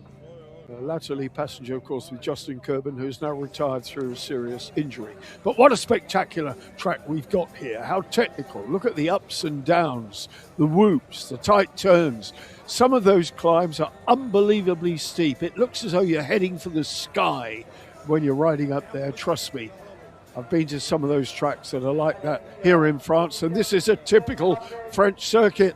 And it's going to suit the typically French riders, I guarantee you. But the crowd, they're here for one team only. That's Kilian and Evan Prunier, and they will be supporting the multiple French champions in their quest for a championship title, which they narrowly missed at the end of last year. It came down to a shootout between 3 teams at Rudersberg in Germany, and Koen Hermans and Ben van den Bogart, of course, came out victorious. But as I say, 10 of these crews have already got 1 point or more due to their 2 qualifying races. We had 2 groups, A and B, and the top 5 each picked up qualifying points, so they've already got scores on the boards. Patrick Hegster going through, Adrien Petto going through, Brett Wilkinson, Tom van der Lagermaat, Chanteloup. Here they come then, lining up. French locals there, 319, they're quick. making their way onto the track. 25 crews in total, and that's how they qualified. Lefferts and Prunier won their respective qualifying races. Wilkinson and Pruma and Patrick Schneider, new passenger for him, Austrian lad. Now, they were second place in their qualifier. Foden and Weinman, Sanders and Vincent, Wires, Joel Hoffman. Lots of changes in the musical chairs over the course of the closed season. Kennedy Ovray with young Jarno Stegman's on board, Koen Hermans, Dion Rietman, and the Leelbardis boys were the last point to go to them for qualifying. Lefferink, Hodges, Gwendol Carcreff always gets out of the gate, but will he be on the front row? I don't know. Marvin van Luckenen, Robbie de Vena is riding injured, I can tell you. They had a very, very unpleasant landing off a big jump at high speed, and it pitched Robbie out. Marvin made it to the next right-hander, but he certainly didn't make it round it. So Robbie de Vena has got a seriously injured right leg, but he has been declared fit by the medical team. It's muscular damage, but it's jolly painful. I could tell by the expression on his face in the medical centre this morning. Just look at those climbs, the steepness of that one in the centre of your picture. Kilian, Evon, Prunier then have been quickest round here so far all weekend, and you would be a brave man or woman to put money on them not having a top result here. A lot of people settled down, brought their picnic lunches. There's a few French fries there, munching away. I wouldn't mind one or two of those myself, actually. But there you have Kilian Prunier, new colour scheme for them, the French national colours, of course, and always the number 94. There's father, and there on the left is mother. This is very much a family concern. Incredible. Even Alpi, the dog, a golden retriever bitch called Alpi after Alpine Star's boots. There's a little bit of trivia for you. Brett Wilkinson and Joe Millard as Tim and Sam Lefferink. They are quick. The Lefferink boys dressed in red there. Number 75, look out for them this year. Not only are they sandmasters, but they are also aces at hardback. Tim Pruma, 17, new Austrian passenger, Patrick Schneider. Topping up the tank on the four-stroke. Now a four-stroke. P-power it is. AMS power for number 17, Tim Pruma. So Glenn Woodman fettles that motor, and everything looking good. And I rather fancy Tim Pruma's chances as well. Brett Wilkinson, third place in the world. He and Joe Millard last year were in that three-way shootout at Rudersberg. Brett threw caution to the wind and really went for it on the opening lap of race one and pitched it down the back, just went where a sidecar couldn't go. But can't blame him for trying. He had to do it. There, the aerial shot of the gate. The gate all pulled up. It drops towards the sidecars. If you get too close, you touch your section, it will not go down. So you're left there stuck. The collecting area behind the gate. And there are young local ladies who will be doing the 15 and the 5-second board, and also the 2-minute and the 1-minute board to warn the crews to get their act together behind the scenes, because you only have a certain amount of time to get to the gate. If you don't get there, then you've got a DNF before you start. Patrick Schneider has got a new clean haircut look. Tidied himself up, looks immaculate in the blue of the new colours of the Tim Pruma camp. They look very confident indeed. 16 seasons of Grand Prix activity for Patrick Schneider, formerly, of course, long-time passenger with Benny Weiss. His compatriot and regular driver for all that time. Middle of the shot there, Dan Foden, showing no real signs of the broken wrist and thumb injury. Brett Wilkinson getting the anti-pump-up cream pumped in. Everyone down there will smell like a jar of deep heat. The left rink boys, still young, still 21 or 20 or 20 and 19, somewhere around that. I know the Lille Bardis boys are still exactly 19. And there the aerial shot. Just look at those platforms. Perforated aluminium structures on a choice of two chassis, WSP or VMC, one made by Daniel Willemsen in the Netherlands and the other VMC, also a very early chassis manufacturer from the same neck of the woods. WSP standing for Willemsen Sporting Products. Daniel not here this weekend, now having passed the grand old age of 50. Still eligible for World Championship competition, but choosing to pick his events these days. 1 minute more then. The tension at this point, I can tell you, for the very first race in what will be a 24 race season. 12 rounds, 2 races at each round. And we go to Kramelin in the Czech Republic next week, Kleinau in Germany. Then we go to the UK to Canada Heights. Then we go Gdansk in Poland, Estonia, Lommel, the Deep Sand, Strasbesserbach, another very fast track in Germany, Latvia, the Madonna Circuit, Lithuania, Netherlands, the Herde track, and Rudelsburg for the traditional grand finale. What a season it's going to be. A long, long, long time. Anything can happen. And as we say so many times in the world of television and sidecar motocross, it almost certainly will. Right, madam, pay attention.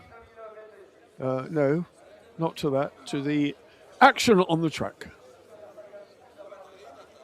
There are camera crews for FIM-MotoTV.com. So wherever you are in the world, this is Barry Nuckley welcoming you to our live stream. Sit back and enjoy the first of these 2026 World Championship Grand Prix sidecar motocross races. The whole shot here at Castelnau de Levis is everything. The Prunier boys first to their choice, doing their traditional bit of gardening. They're slightly right of centre as you look at it down the start-finish straight, slightly left of centre if you're going up it. Pruma alongside Dan Foden. Dan Foden's outfit, sidecar to the left, will drag slightly left, so they might kiss sidecar wheels a touch with Tim Pruma and Patrick Schneider.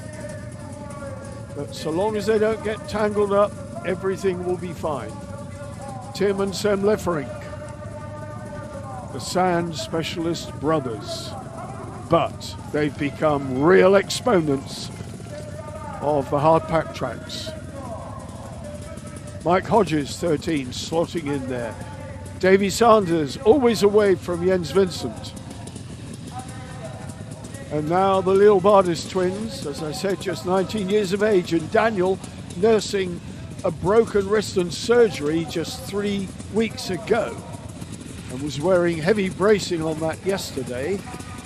Now whether, I didn't see any sign of it then, whether he can get it on underneath a racing glove, I have no idea, unless the bracing is over the top of the glove. But there's no evidence of that right hand carrying any heavy strapping, but he's having a look at it. He's putting his lanyard on. That's the cutout, which, if he parts company with the bike, kills the engine. Kilian Evan Prunier there, big favourites here. Stefan Wires and Joel Hoffman, The 193 crew lining up alongside them. Gennady Ovray and Jano Stegmans going really well. The red plate there of Hermans, 936, that's Karkreff, 914, Hengster, Patrick Hengster, and Justin Blumen doing the honours in there. 114, that's Koen Grondman and Ross Vincent. Ross Vincent, brother of Jens Vincent, having his first Grand Prix season as a top-class passenger. So welcome to the scene, Ross.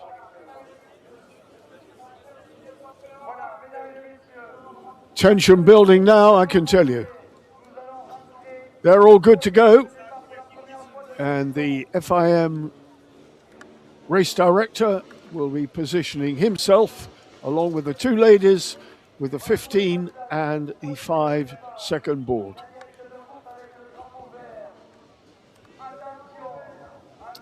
There then, Hermans, red plate. You can hear the revs rising when people are getting themselves settled. 15-second board showing. The whole shot here, as we've said, is so vital. Now the real tension is rising. The nerves are jangling. It's in gear. Clutches being feathered. Throttles ready. Down goes the gate and away they go. And who's it going to be into the lead? Did Prunier get it or was it Tim Prumer? I can't see from the colours. Wait to pick them up. As soon as they come round the other way, we'll get a better idea of who it was. It is Prunier, Brett Wilkinson and Mike Hodges. Prunier, Brett Wilkinson and Mike Hodges are the top three. And there you can see two left-handed sidecars, Brett Wilkinson, Joe Millard, ahead of Mike Hodges and Ryan Henderson. But Kilian Evon Prunier leads. What a terrific start for the Prunier boys. They know what they have to do and they made no mistake out of the gate. There, Dan Foden. So we've got three left-hand sidecars in the top four. Wilkinson and Millard then. Brilliant start for them. They've got to stay in touch with the Frenchmen, but already the Frenchmen have an astonishing lead halfway around the opening lap. Dan Foden, Noah Weinman, Wilkinson getting the back end out into the loose stuff. Then we've got the traffic building up as they come round. Fantastic start for Prunier. And look at the track. Look at the viewing gallery across the other side as they drop down this big step down. And then this massive climb. Up they go into the skyline. Over the top. One after the other. The left rink boys in 1, 2, 3, 4, 5, what looked like 7th place. Tim and Sem left rink, the red shirts there of the number 75. But they could see the other crews going round the right-hander at the bottom. Through goes what looked like Koen Hermans. Koen Hermans through on the inside of Stefan Wyers, I think it was, got a cracker there. So the Dutchmen doing battle with each other. Already though, in 4th place, Mike Hodges, having been relegated. Fantastic stuff. Koen Hermans there ahead of the Lefferings. Tim Prumer did not get the start he wanted, I can tell you. Tim Prumer is down there. Well, Marvin van Lukenen is down there behind Koen Hermans as well. Kilian Prunier lead. Then, just look at Dan Foden and Noah Weinman. Brilliant start for them. 3rd place at the moment. Daniel and Bruno Leal-Bardis in 4th place. Mike Hodges, Ryan Henderson down in 5th. Ovray and Stegmans in 6th. Gronman. Then it's Stefan Wyers in 8th.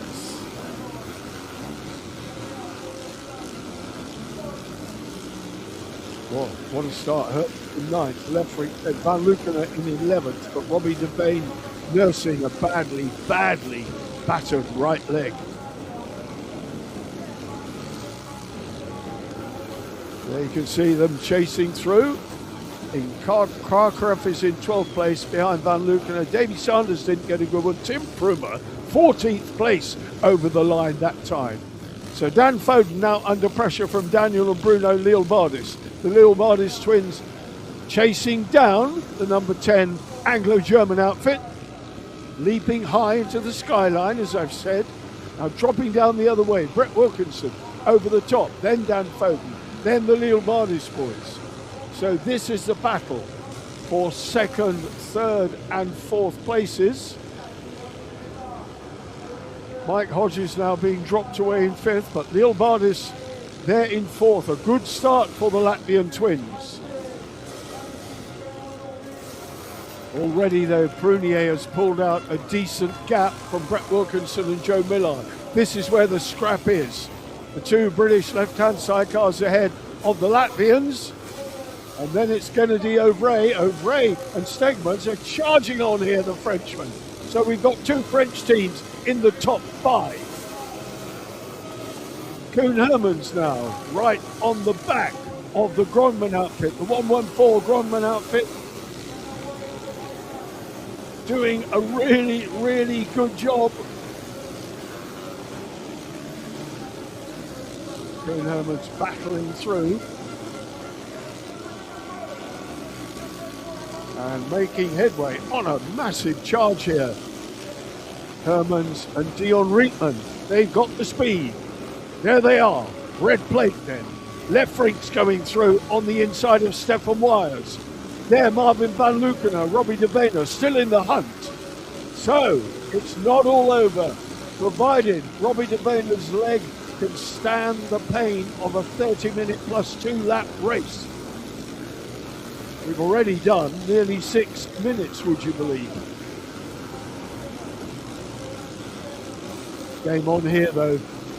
Prunier, well, 11-second lead already with 6 minutes of racing gone. That is nothing short of sensational. A 2-minute and 3-second lap as opposed to Brett Wilkinson's 2.7. So 4 seconds a lap quicker than Brett Wilkinson. There then, Tim and Sam Lefrink. Lefrink's chasing down. And Stefan Wires behind them. Marvin van Lukenen still in that hunt.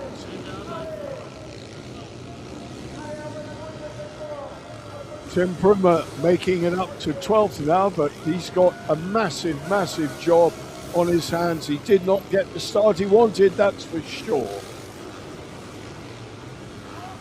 Prunier, Wilkinson, Foden. Davy Sanders in 13th place there, you can see, ahead of Patrick Hengster. So Davy Sanders not having the best of rides. But Foden still with the Leelbardis boys for company. And ahead of Foden, it's Wilkinson and Millard. Keep your eyes glued to the screen. Ovray and Stegmans in the black behind the Leelbardis boys. And behind them, Koen Hermans in 6th place. The reigning champion, Hermans and Dion Rietman.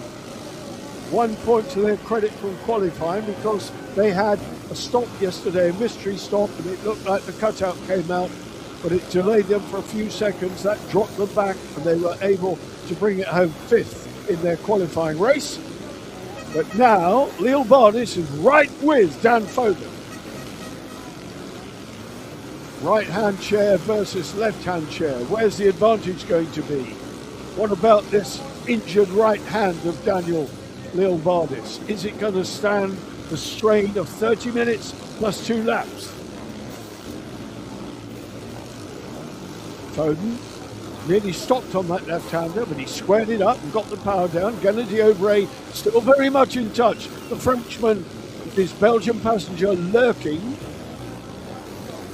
Good move by Jarno Stegmans, linking up with Gennady, because the Frenchman, a member of the nations team for France, of course, and a good strength in his own right in France, and puts in a good performance, and he's a very good wingman for Kilian Prunier.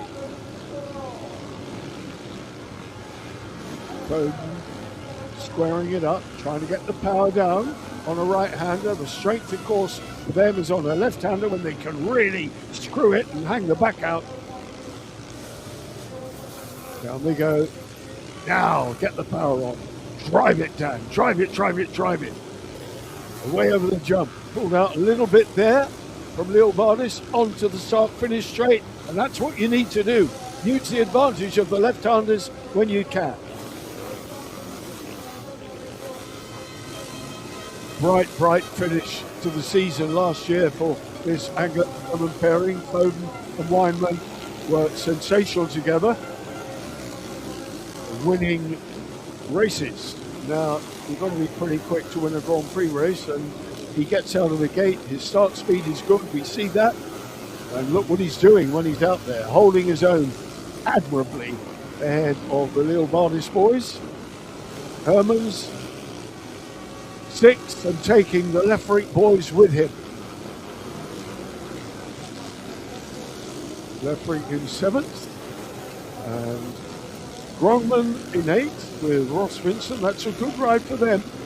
Tim Prummer charging on up to ninth. 2:10 is lap speed. So he's got to find a little bit more than that. But obviously he's had trouble fighting through the traffic, so you can't do a really quick lap time when you haven't got the track to yourself. But you're watching a three-way scrap here, and this is the battle for third place. Foden, Leobardis and O'Vrey. Leobardis in shot now. Hordes of Latvian fans here. 10 of them were on my flight from Stansted on Thursday, and already they were in party mood on the aircraft, I can tell you.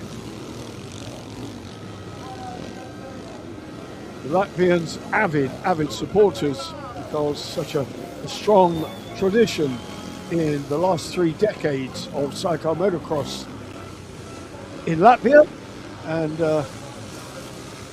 they've developed a huge liking for it and a strong, Brett picking the cycle wheel up there just a little bit, or maybe the angle from the drone belying that, but the drone now looking back as we get to real time on the track. Dan Foden dropping back just a little bit. Let's have a look at the gap now. The lead at the front, 28 seconds, the advantage Kylian Prunier had with still under 20 minutes of racing to go. 28 seconds. Millard in turn is a further 7 seconds ahead of Dan Foden, and just 2 seconds behind Dan Foden, Kennedy O'Bray. We appear to have lost the Leobardis boys. The Leobardis boys are out of the running.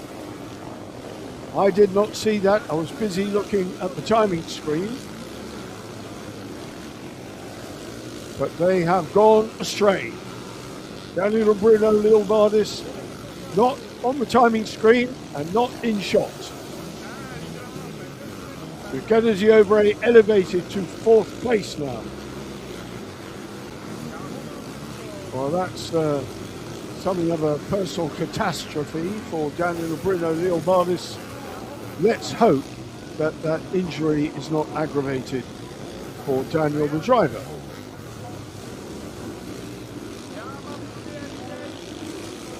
There, Koen Hermans having a fight with his fellow countryman, Tim Lefferink. Hermans and Lefferink, they're locked together here, and the speed that Lefferinks have got is matching Koen Hermans. In fact, Lefferinks did a 2:08.8, marginally quicker than Koen, and there was that the Leobardis boys at the side of the track. I think it was. So stuck by the side of the track, Daniel and Bruno Leobardis. A thumbs up from Bradley Hicks in my commentary point. So bad news for them. Something happened, a mechanical failure. Stranded trackside. Hermans then with Lefferink hunting him down and capable on mathematics of passing him, taking a wide line round. Is it going to pay off? No, is the answer to that. Onto the start finish straight, but they trail, and that KTM is very, very quick. Herman's on the mega two-stroke, back with the race leaders. In fact, back with them. We haven't seen them since the start because they've been 33 seconds out in front. Kylian Evans-Prunier. There's a word that begins with S describing them, and it is sensational.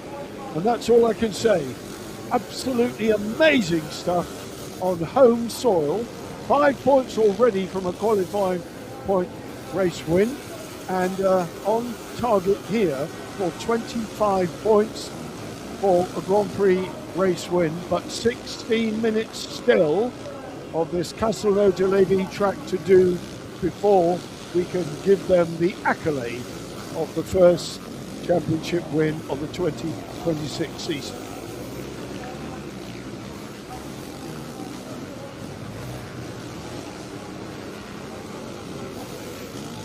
Short refreshment break from me, very necessary I can tell you, because the sun is now breaking through and it's warming up here. It was really quite chilly when we got here this morning, and these guys did their warm-up on a track that was quite heavily watered. But race leaders, Kylian Evans-Prunier, it's only fitting that we pay them a little visit halfway through the opening race, because otherwise they're doing all this wonderful stuff at the front and we don't get to see them at all. But we're getting to see them right now. Dan Foden then, still locked in a battle, and Ovray has got the bit between his teeth. Kennedy Ovray is really pushing here, the 193 crew. With young Jarno Stegmans, who'll be thumping in between the shoulder blades, saying, come on, mate, get on with it. Mange two, get on with it.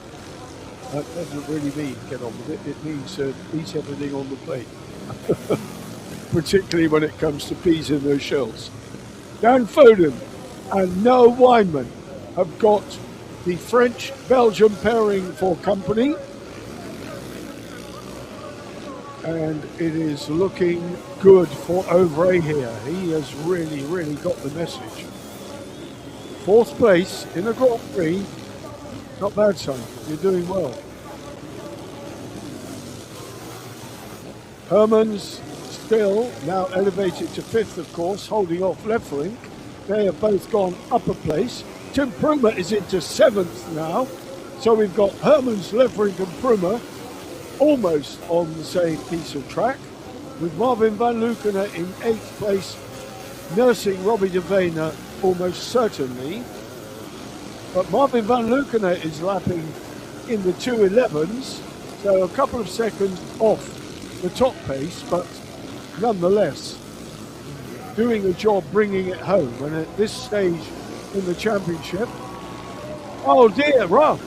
Dan Foden has lost out, through on the inside went Kennedy Ovray. So Ovray now up to 3rd place, with Dan Foden and Noah Weinman being relegated almost into the clutches of Tim and Sam Lefferink, because that means Koen Hermans has gone missing. No sign of Koen Hermans on the track at the moment, but he's still on the timing screen because we haven't got to the point where they cross the beam on the start-finish straight. So it's all changed here. Dan Foden and Noah Weinman have now got Tim and Sam Lefferink to contend with no sign of Koen Hermans, who would have been ahead of the Lefferinks. Well, and no sign of him coming down the other side either. But what a result for Kennedy Ovray, who's now up to 3rd behind Brett Wilkinson. Again, that wide line round. There is Koen Hermans. So the Lefferink's got by him fair and square, and he's credited with 6th place. Over the line then, sorry to alarm you, fans of Koen Hermans, but Tim Pruma is right with him. Pruma is very much on his case. So Tim Pruma and Patrick Schneider, I'm pretty sure Hermans must have had a moment. He must have had a moment of some description for Lefferink to get by and pull that sort of gap. But now they're right with Dan Foden and Noah Weinman, who is also, let me remind you, Dan Foden having recovered from a broken wrist and has still got a problem with the thumb, so that is possibly being aggravated here as through goes Lefferink through on Foden and Weinman. Tim and Sam Lefferink move up again, so they are now into 4th place after what was a fairly dismal start for them. Well, good, isn't it? Amazing stuff.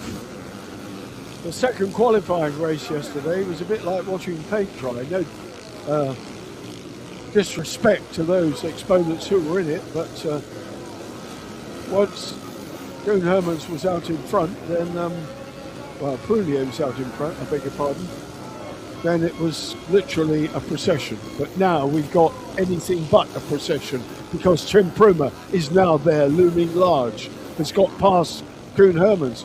Koen Hermans must have some sort of problem. There's Tim Prumer, Patrick Schneider. They're the red plate. The defending champions have now gone back to 6th place, 7th place, because Tim Prumer and Patrick Schneider are proving their worth and marching up the order. Still 10 minutes of racing to go in this epic opening round here at Castelnau-de-Levis.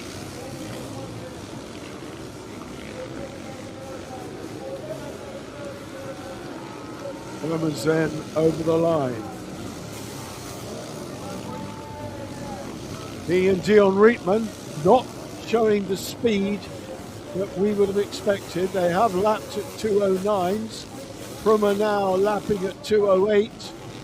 So he's getting the hammer down. Prunier, would you believe, 2:03.1.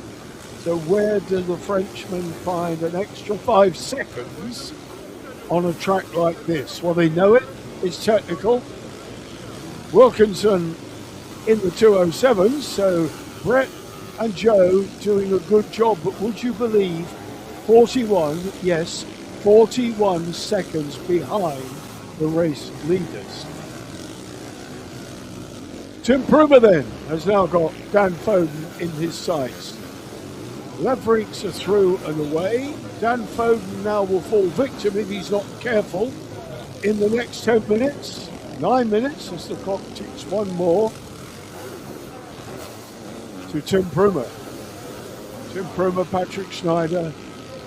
The Austrian doing an admirable job. They're getting to know each other, riding beautifully together. Tim knows this is his best shot, I think, of a really good championship year. And there again, Hermans has stopped. So there is a problem with the Mega. Now, what was that again? Hermans, oh dear me, Dion Rietman, they've dropped back again. So that means Marvin van Lukener will have marched past them. Marvin van Lukener and Robbie de Vena will have gone up to 7th place. Hermans and Dion Rietman not going their own way in this one, I can tell you. Tim Prumer then looking at the inside, very intent on passing Dan Foden. What have they got speed-wise up the straight? It's the AMS engine in the number 17. And Dan Foden managed to hold him at bay at that point, but now he's really got his hands full with the German-Austrian duo, who have now done it neatly and cleanly and have gone one more step up the ladder. Prumer then up to 5th place. And you wouldn't bet against him progressing even further, would you? 8 minutes of racing remaining here in this 30-minute race. On target then for good championship points here. 25 for the win, go to Prunier, 25, 22, 20, 18, 16, 15, and then all the way down to 1 point for 20th place.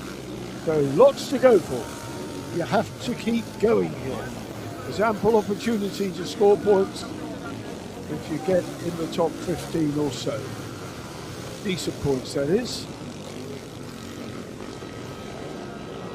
Give you an update where Koen Hermans is last time over. Oh, dear me, dear me, dear me.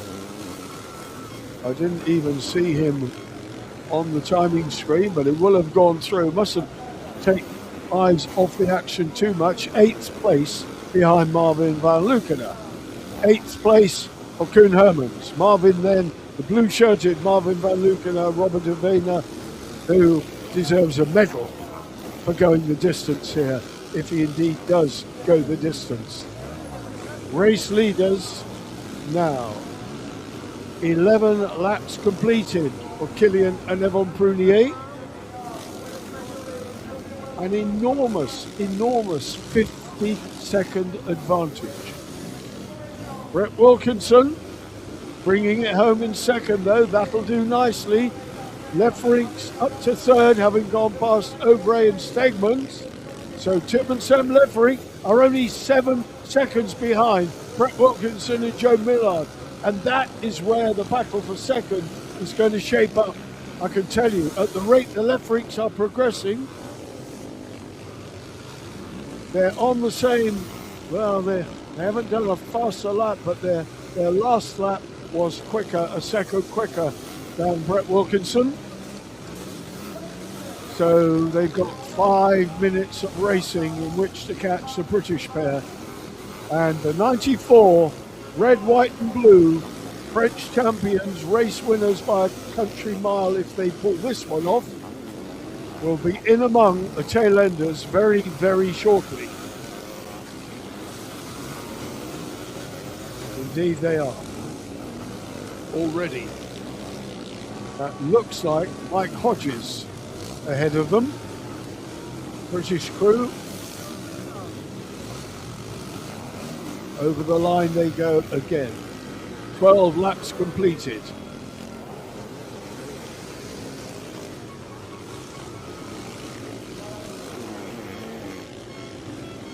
And the number 13, I think, of Mike Hodges, Ryan Henderson. There they are. And there, Kilian Yvon Prunier will be right with them very, very soon.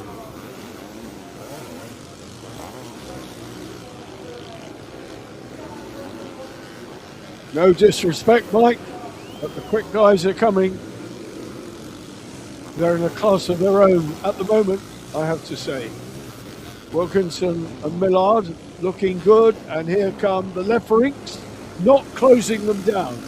If Brett can keep this pace going with less than 4 minutes now before the 2-lap board comes out, then he is going to claim a second place here, which will be an absolutely terrific start for his 2026 campaign. 4 qualifying points already under their belts. There the Lefrinks just briefly in shot there on the right hand side of your picture.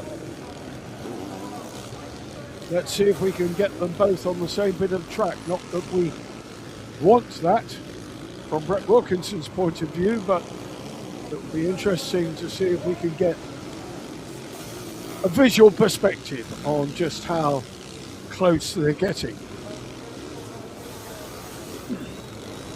Wilkinson, Millard. There the Lefrinks, no, they're not closing. They're not closing at all. Brett Wilkinson is doing everything he needs to do here. We're under 3 minutes of normal time now. Brett and Joe, keep it together, boys. Come on. Kilian Yvon Prunier are way, way, way out there. Tim and Sam Lefrink are third. Kennedy Aubray in fourth. Tim Prumer in fifth. But he'll be closing on the black-shirted French-Belgian duo. Tim Prumer has got fourth place in his sights here from a very, very lowly start position. And he's close. There you can see the blue flags being waved because Tim Prumer is on the case of the Frenchman. Kennedy Aubray, with the greatest respect to him, will not be 30-minute race fit, but then it's fair to say that none of these guys are this early in the season. Foden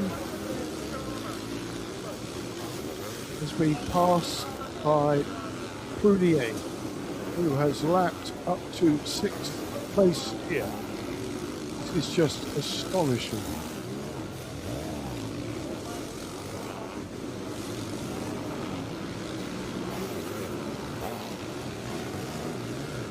dear me.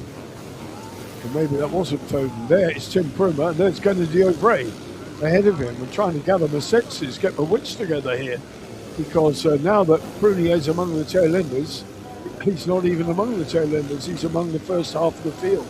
So he's really, really on a mission. 56, he's just gaining 2-3 seconds a lap here. Astonishing performance. Just about a minute to go then. So Prunier, Wilkinson, Leffery, that is your race order at the moment. And if things don't change, that's how they're going to come home, because the left ranks are still 7 seconds behind Brett Wilkinson. Marvin van Lukenen we're looking at now. Robbie de Vena, what a sterling effort that young man has done. Absolutely astonishing. 7th place for them at the moment, and they will very quickly be on Dan Foden.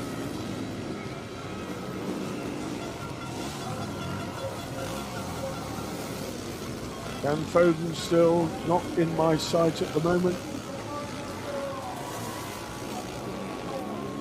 I think they're past Dan Foden. They are indeed past Dan Foden. That is Kennedy O'Bray, just a little bit up the track from Tim Pruma. That's the latest order. Prunier, Wilkinson, Leffery. O'Bray still with Tim Pruma, Dan Foden, Marvin van Lukenen, and David Sanders then catching up. So, Davy Sanders in 8th ahead of Stefan Wise, Gromman. Hermans in 12th but still rolling. Down among the Adrian Petters and Patrick Hengsters of this world. So Koen Hermans has had more than his share of problems in this race.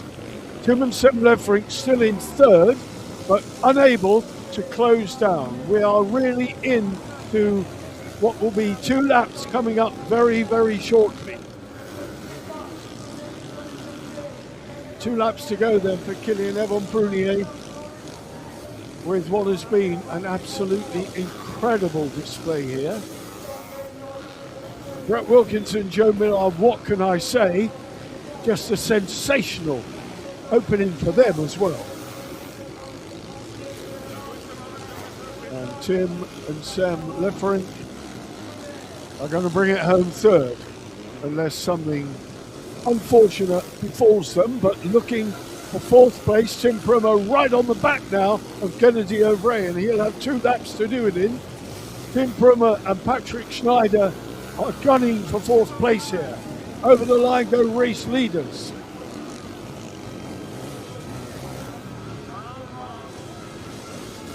Prunier brothers, Adrian Petter is right there with them. Andrea Petter and Julian Zimmerman have been lapped, and that was the black-shirted pair that I saw them closing on.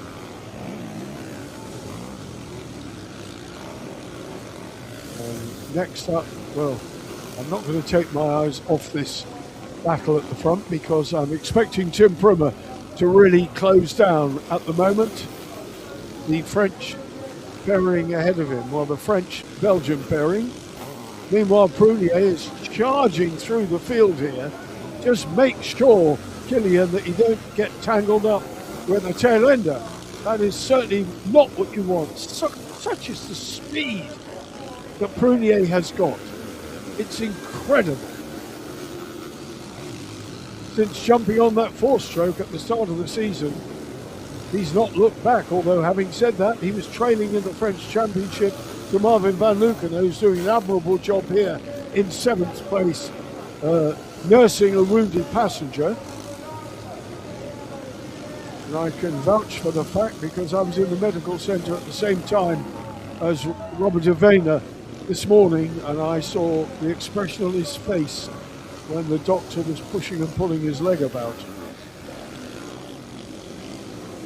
The steep drop down for Prunier, and look how steep it is, and look how composed they are, and how cleanly they take it.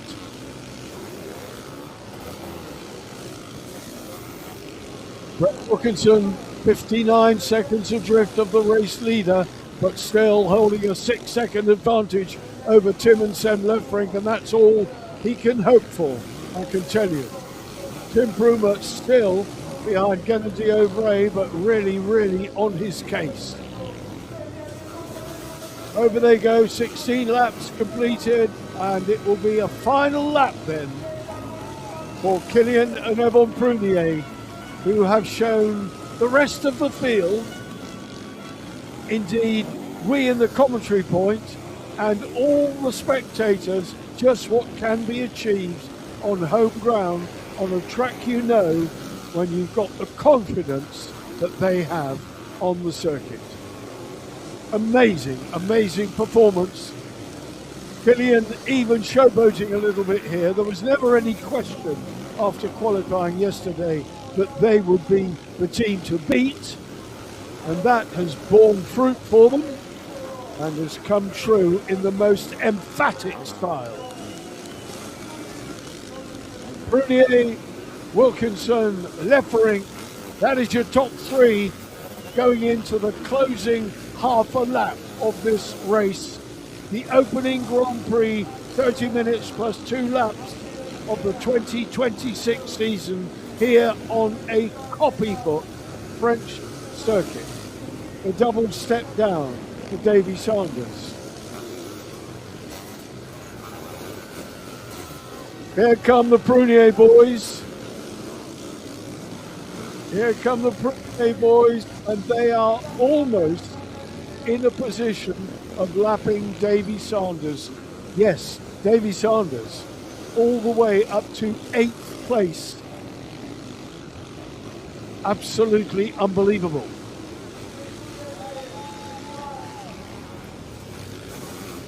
Give them credit where credit's due, ladies and gentlemen. This has been an absolutely unbelievable performance with a 1 minute advantage. Here they come then, round this little bit, onto the start-finish straight. The air horns will go, the checkered flag, over they go. Victory doesn't do it justice. It's victory with a capital B, V, V, V, V. What about that? Brett Wilkinson and Joe Millard then. Stefan Wyers and Adrian Petter, both of whom were lapped, as was Koen Hermans. Not what they would have wanted at all. Marvin Van Luken and Davy Sanders, the last two crews to escape being lapped by this imperious crew. Brett Wilkinson bringing it home then in second place. Here we go. It's runner-up. The Lefrinks are coming. Brett and Joe, second place for them. Tim and Seb Lefrink will get third. That's your top three. And what a performance for the British crew, and what a way to open the batting. That certainly does their World Championship a world of good. It's a way to start, that's for sure. An amazing way to start. And, well, I have to go over here, leave my commentary seat and get my pen, because I need to do some rudimentary mathematics. And that is Prunier indeed on 30 points. And it is Brett Wilkinson on 22 and 4, 26 points. Brett Wilkinson and Joe Millard second after race 1 in the World Championship. And Tim and Sam Lefrink, a brilliant result for them. And they've got to do it all again this afternoon. But I want to give credit and pay a huge compliment to Robert Avena, who did a fantastic job.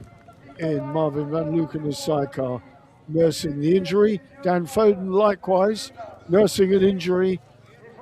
The Leobardis boys retired from the action. Koen Hermans, not totally disgraced, picked up some points. And of course, he picked up 4 points yesterday. No, 1 point yesterday, I beg your pardon. 1 point yesterday as well. And we're going to go down there to speak to a third place passenger. It's Sam Lefferink who's going to talk to us. Let's hear what Sam has got to say.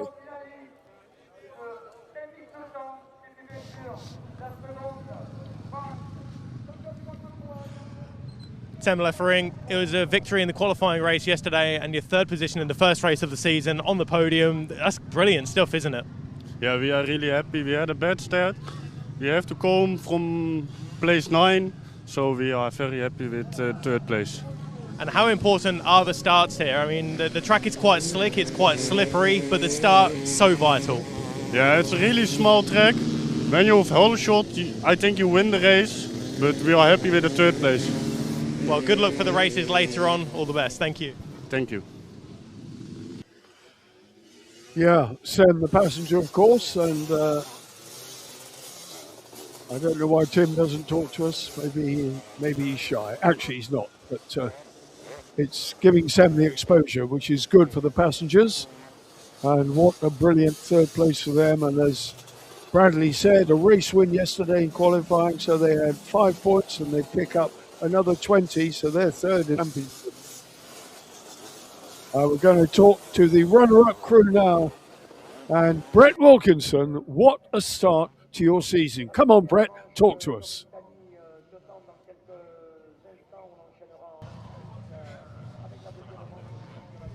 Second place in race number 1 of the 2026 season. It's 199. Brett Wilkinson. It was a good start. It was close at the start, wasn't it, into that right-hander? But second place, you held on to it, got it done. Yeah, real close at the start. I think we almost hit, so that was lucky, really, especially here in France. You don't want to be knocking them off. But no, speed was good all the way through, really. But we had a bit of a noise towards the end, so we've got to get back and find out what that was. But yeah, no, good ride.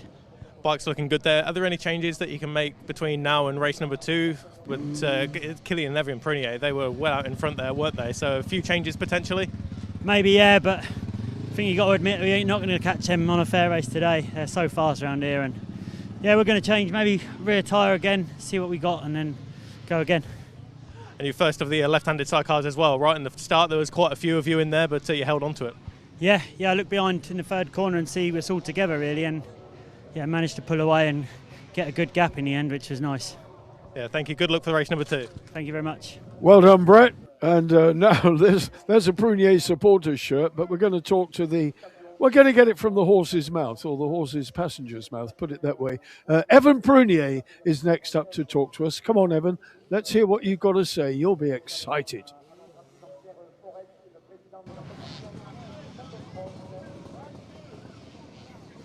Evan Prunier, I'm speechless. 1 minute advantage by the checkered flag. What are you doing different to everybody else? I don't know what we do different else, but yeah. Than yesterday, we took the whole shot and instantly we make the gap. That was awesome on the helmet. I was so impressed. And yeah, we lead all the race and we had a good pace. The rhythm with Killian was perfect, and yeah, it was a beautiful race. And in front of the home crowd as well, that must give you that extra boost, that extra performance.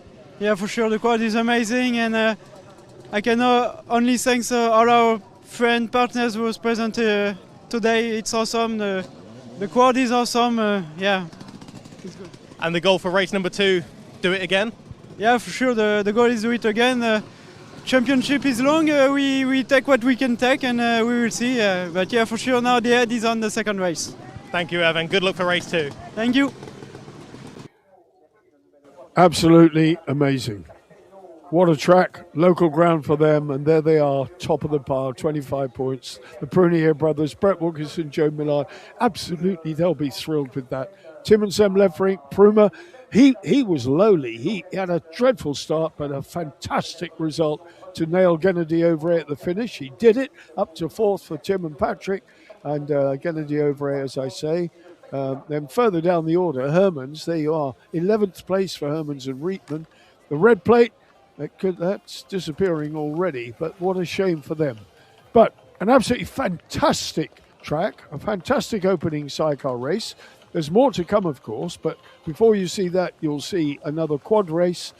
But from us all here now at Castle Nedelja, thanks for watching us on the live stream. Don't go away because we're going to be back for more. But for now, we're going to take a short break. We'll see you soon. Bye-bye.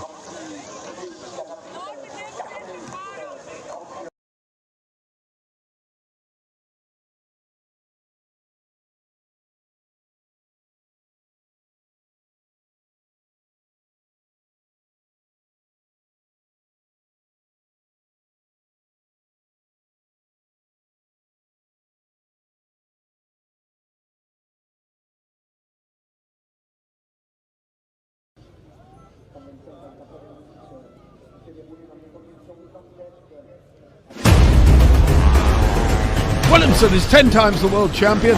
Fax and Stupidus, they've done it again. Unbelievable. Marvin Van Luken certainly deserves the red plate. And what an incredible sport this is. Fast, high and spectacular.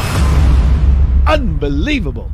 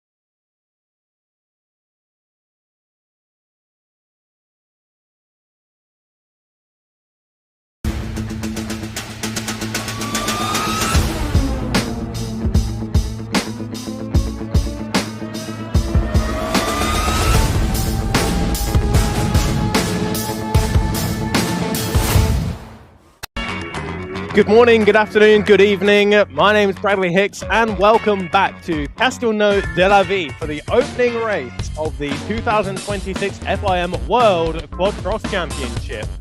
We're only 40 kilometres or so away from Toulouse and about 5 kilometres away from the town of Albi.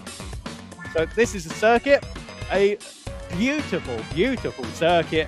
A little bit slick, however, for these guys, as they've already had their first race.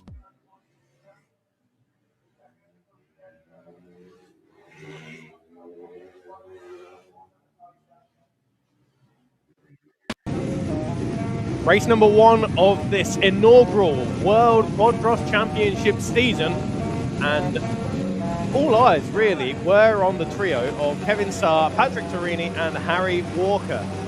As the gates went down, it soon transpired to be the 311 of Kevin Saar who would take the whole shot. A great view for a few seconds from the drone chasing the pack as they made their way into that tight right-hander. Mark McClernand and David Davies were inside the top 3 positions playing chase to Kevin Saar, and you'll notice none of the riders on the opening lap doing that big step up. That would soon change throughout the course of the race. Harry Walker and Patrick Torini did not make the best of starts. Harry Walker in 9th place. Patrick Torini was down in 16th position at one stage.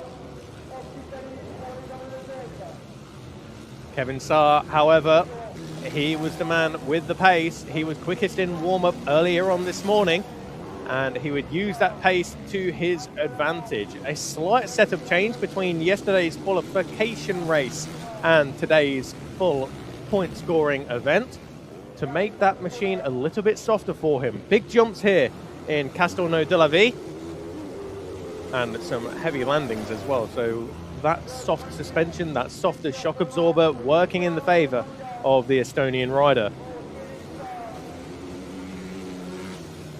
He was the man who was being chased all the way throughout the course of this race, but he soon set about opening up his advantage over the chasing pack to 10 seconds by the checkered flag. Patrick Torini had found his way through from 16th all the way up to 3rd place. Harry Walker rounded off the top 5 because number 89, Manfred Zienicke, was the man in 2nd position. And I think that was a big surprise to him. Not so much to us watching, because we know the talent and the pace of Manfred Zienicke, but he was certainly a little bit surprised in the post-race interview that he'd found his way up into 2nd position. Kevin Saar, however, with that 10-second advantage, and of course the 10 points in the qualification race, he currently stands on 35 points, 10 points in the qualification race for a win, 25 points for the race victory earlier on this morning. So he leads the way in the timesheets and the championship standings in this very, very early stage of the 2026 season. Still plenty of racing left. But Kevin Saar, after a couple of years over on the other side of the Atlantic Ocean, contesting the AMA Pro ATV Series, he's come back, and he's come back with a bang. He's making his presence felt, and he knows what he needs to do. He's won championships before, and he'll be looking to do the same again this season. Manfred Zienicke, number 89, the German rider, he was there delighted with that 2nd position. And Patrick Torini, he had to work really, really hard to find his way through the field and up into 3rd place. On one lap, he made up 4 positions from 15th into 11th on just one lap on a circuit that is not known for its overtaking opportunities. You really do sometimes have to force the issue, and Patrick Torini got his elbows out, and that is how they completed, that's how they will line up on the gate for this 2nd race, the 2nd of 2 races here for the FIM World Sidecar Quad Cross Championship. As, of course, we do have a busy schedule in this 2026 season, but it's Kevin Saar who will take the first gate ahead of Patrick Torini and the 2-time European champion and reigning European champion Harry Walker. So kicking things off this season here in Castelnau de la Vie, it's only 2 weeks away, until round number 2 in Kramelin in the Czech Republic. 1 week later, It's the German round in Kleinhau before a 3-week break leads into round number 4 in Canada Heights. Gdansk in Poland is round number 5 with Karksinoja in Estonia being the 6th round of 9. Round 7 in Madonna in Latvia. Round 8 in Lithuania. And the final round, the showdown round in Heerde in the deep sand, of course, which plays host to the 2025 Quad Cross of Nations. But 2 weeks after the final round in Heerde, we're back in France to Guignon for the Quad Cross of Nations team event. So Kevin Saar, he's topped all of the sessions so far this weekend. Free practice earlier on in the morning, yesterday, in fact, that was the untimed practice. He was quickest in the timed practice. That is the pre-quali race, the timed practice. And he was winner in the qualification race yesterday afternoon. That gave him 10 World Championship points and, of course, the opportunity to be the first rider to pick his gate. Earlier on today, he went pretty much bang in the middle of the gates, which was interesting to see because it was Harry Walker to his right-hand side and Patrick Torini to his left-hand side. But Kevin Saar just on the bottom of your picture there, the black and red, number 311.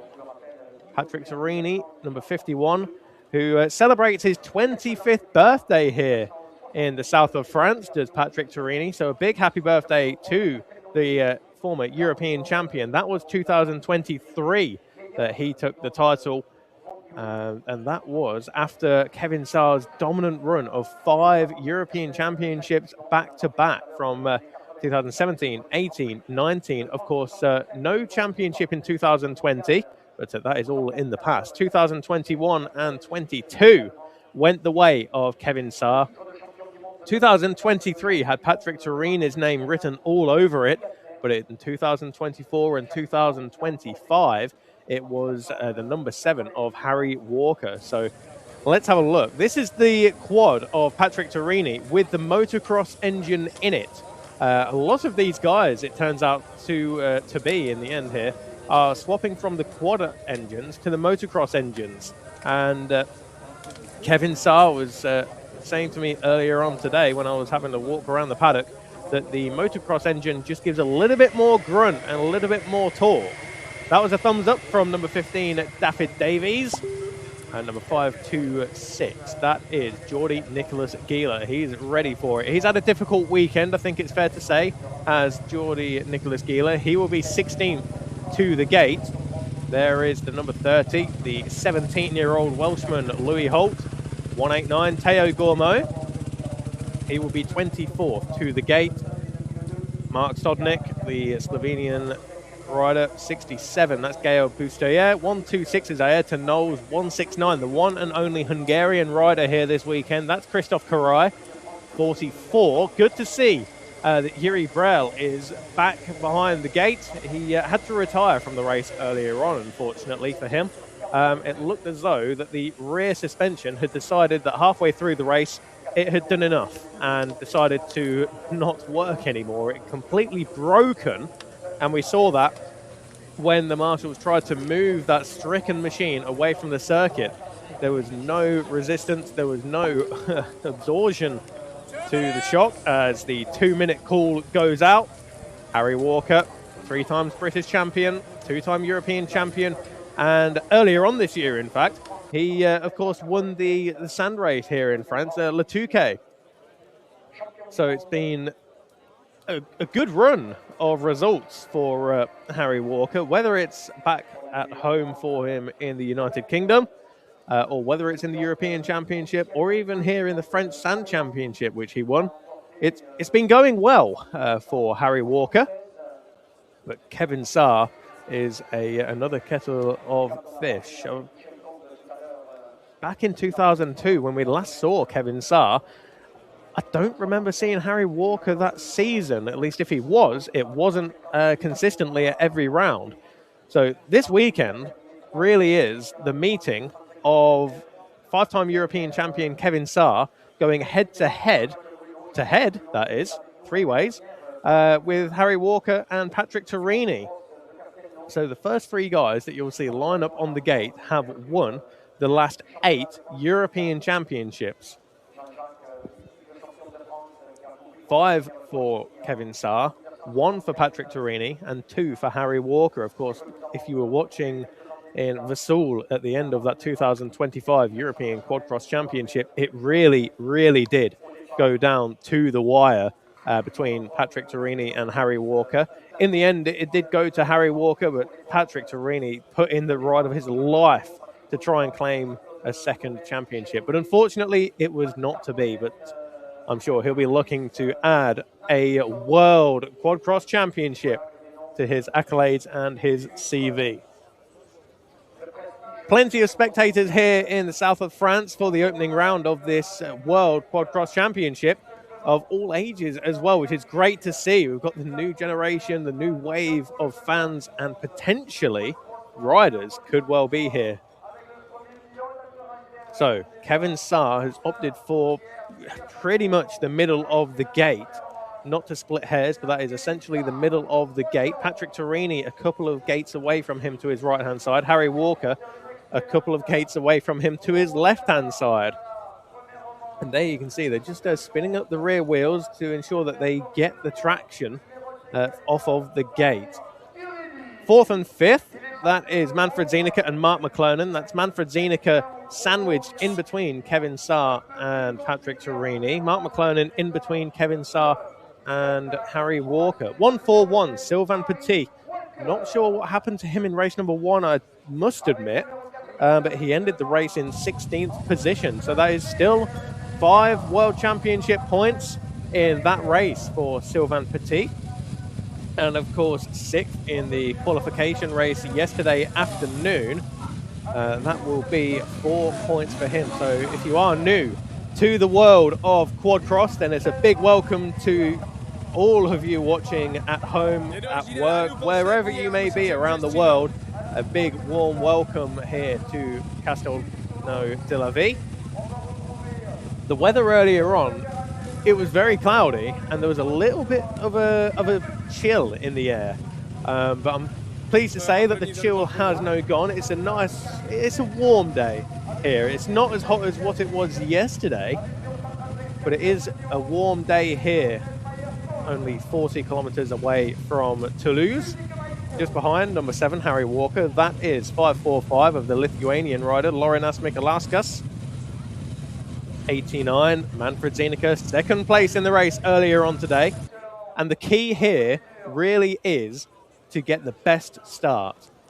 The start is so vital. I can't understate that here at this circuit. The start really does set the template of the race.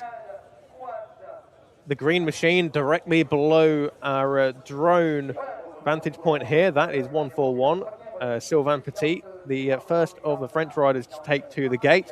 And as we are here in the south of France, we have Sylvain Petit, we have Grégoire Rabat, we have Gaël Boustoyer, and we have Théo Gourmaud. So 4 home riders here this weekend, which is great to see. 6 British riders, 4 French riders. We have 4 German riders here, which unfortunately I believe could well be down to 3. We'll get confirmation of that one when they come around and signal the timing line. The all blue on the left-hand side is Patrick Torini. The black and the red in the center of your picture is 311 Kevin Saar. 15-second board is now going up. Only a few more seconds to go until that 5-second board is thrown up in the air. Dave Edwards will be looking down at his watch just to the right-hand side, out of shot. And then we will get this race underway.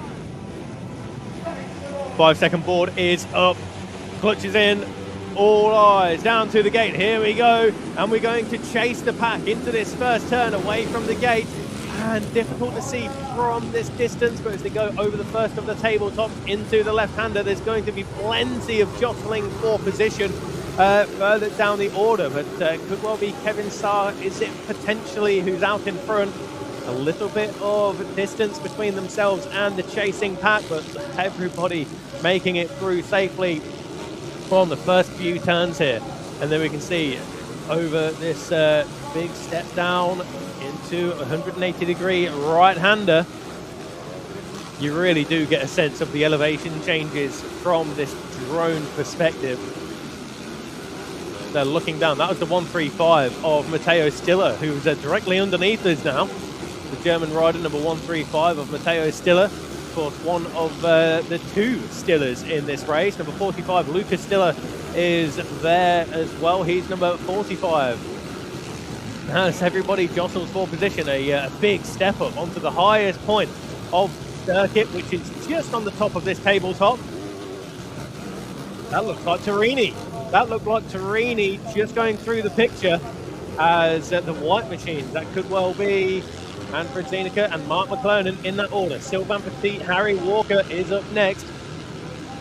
As we try and pick them out again towards the highest point of the circuit, but that does look to be Torini, who's out in front. Kevin Starr, that's Kevin Starr, I believe, just behind the number 7 of Harry Walker. So this could well be the fight for second place. Kevin Starr did not make the best of launches here, did he? Kevin Starr playing chase to the number 7 of Harry Walker. But as they come around to complete lap number 1, it is number 51, Patrick Torini, the man who turns 25 years old today. He's 3 seconds up the road from Manfred Zienicke, Mark McClellan, and Sylvain Petit, Harry Walker. Then it's Kevin Starr, Jordi Nicholas Gieler. That is a fantastic start for Jordi Nicholas Gieler. As we're going 3 wide now, that's Sylvain Petit on the inside, Kevin Starr. This could well be one move, taking it 2 places. He gets it done. Kevin Starr, no, he does not. That's what happens when you speak too soon. Sylvain Petit not letting Kevin Starr take that 4th place position away from him, as Harry Walker holds on to 6th position. So Torini is the man leading the way ahead of Manfred Zienicke and Mark McClellan. Sylvain Petit and Harry Walker, that is your top 5. David Davies in 11th place, just outside the top 10 positions behind Matteo Stiller. But Teo Gormo, number 189, Teo Gormo, that is a brilliant start for the Frenchman as well. So Teo Gormo is up into 9th place on bike number 189. We'll keep a very close eye on his progress. Kevin Starr has got it done now. Kevin Starr is through on Sylvain Petit as Harry Walker looks to make the move. It's very, very difficult here, in fact, to find that overtaking opportunity. It's very narrow, is the circuit here in Castelnau-de-la-Vie. And you can see the height that we are at. And I was speaking to my fellow commentator Barry Nutley yesterday, and we estimate that it's around about 50 or 60 feet from top to bottom on those big 2 step up and step downs over the tabletop and into this bold left-hander. Everybody opting for that inside line. Harry Walker not finding the opportunity to get through on the top Frenchman in this race at the moment. That is Sylvain Petit. But as they come around at the end of lap number 2, 1 minute 53s for our leading 2. That is Patrick Torini and Manfred Zienicke. This was the pace that Kevin Starr was setting when he took victory earlier on today. So Kevin Starr is in 4th position at the moment, and nobody going for that step up in these early stages. It wasn't until lap number 3, so the following lap, where we saw these guys attempting that big step up. So down then over the double into this 180-degree right-hander as Harry Walker senses that Kevin Starr is just making the break. Goes to the inside here. Sylvain Petit opened the door, and Harry Walker did not need a second invitation, but Sylvain, he had the momentum, but he did not have the right line, unfortunately. So Sylvain Petit drops to 6th position. Harry Walker up into the top 5 positions now. And this is stark contrast to what it was yesterday. Yesterday's qualification race, it was Kevin Starr, Patrick Torini and Harry Walker who just put in the distance between themselves and the chasing pack. But today has been a very different story. it has to be said, because Harry Walker is now in 5th position, which is, I'm sure, not something he was looking for, but a lot better than what it was earlier on today in race number 1. Phil Van Petit in 6th place, and it's a 3.5 second gap back to 5.26. Jordi Nicholas Gieler. Through goes Torini, through the whoops. Only a short whoop section here, and he's doing, there we go, lap number 3. As we called it, that is when these guys are going to be start hitting that big step up. Over the tabletop, through the left-hander, over the step down, then he's got one double, there it is, into the right-hander for your race leader, Patrick Torini. And if you weren't with us yesterday for the qualification race for race number 1 earlier on this morning, I spoke to Patrick Torini yesterday, and he was saying he's got a new number. Formerly, we've seen him with number 15, but this season he's gone for the number 51, and that is a reference to when he first started racing quads, back when he was a youngster. 51 was the number that he first used. In the European Championship, we saw him switch to the 15, but now this World Championship, he is riding the number 51. Manfred Zienicke is the fastest man on the circuit at the end of lap number 3, 1 minute 53.037, half a second quicker than your race leader. So Manfred Zienicke, he was 2nd position earlier on today. Patrick Torini was 3rd. But Kevin Saar, your race winner from this morning, he is in 4th, 2.8 seconds up the road from Harry Walker, as he's closing now on Mark McClernand. So through goes Zienicke. That's a bit of a gap back to Kevin Saar. That was the black and the red of Kevin Saar. Mark McClernand is in the all white. But Kevin Saar in the black and red, I'm sure that was him up to 3rd place. We'll get confirmation on the new graphics for this season on the left-hand side of your screen. So Kevin Saar does indeed move up. In fact, Mark McClernand dropped to 5th now. So Mark McClernand, who was in 3rd position, he's dropped to 5th place because Harry Walker has found his way through on him as well. Zienicke doing a brilliant job here. He's lapping quicker than Kevin Saar. But Harry Walker is the quickest man on track now. So Harry Walker, he's got 2 seconds of clear track in front of him. 2 seconds, that is. And he is the fastest man on the circuit at the end of lap number 4. 1 minute 52.857. That's the fastest lap of the race, and he's the only man to go underneath 1 minute 53. Here's Manfred through the left-hander, and the gap was 2.8 seconds, and for my money it's essentially the same. It's equidistant. Through goes Torini. 1, 2, here we go. That is Zienicke. The gap will be toing and froing. It will be hundredths of a second here and there. But Manfred, he could well be a dark horse in this race. 15 minutes and 53 seconds, and the 2 laps at the end remain in this final race for the FIM World Quad Cross competitors here in the south of France. Looking further down the order, we can see that there's a good fight there between 3 of the British riders. Ayrton Knowles, number 126, 30 Louis Holt, and number 3 Ollie Sansom. Of course, Ollie Sansom, a race winner in the British Championship previously, back in 2014, I believe it was, his first win in the British Quad Cross Championship. Some 12 years ago now. Can you believe it? 2014, 12 years ago. That is frightening to say the least. So across the line at the end of lap number 5, and it's Torini with a 2.7 second lead over Manfred Zienicke, but Kevin Saar is again the quickest man on the circuit. 1 minute 52.6. Harry Walker at 52.9. So Torini just keeping his advantage, hovering around that 2.5 to 3 second mark, as we've got a great fight here further down the order. We'll try and pick out who this is involving, because we've got 1, 2, 3, 4, 5 fights. And this looks to be the battle for 7th position, headed by the 526 of Jordi Nicholas Gila, 135 Matteo Stiller. Just behind him is 189 Teo Gourmeau. He'll be looking to impress with a top 10 finish in front of his home crowd. On the run down now into this bottom right-hander before the steep ascent up to the top end of the circuit. This tabletop being the highest point of this circuit. But Jordi Nicholas Gila, he very much has his hands full at the moment.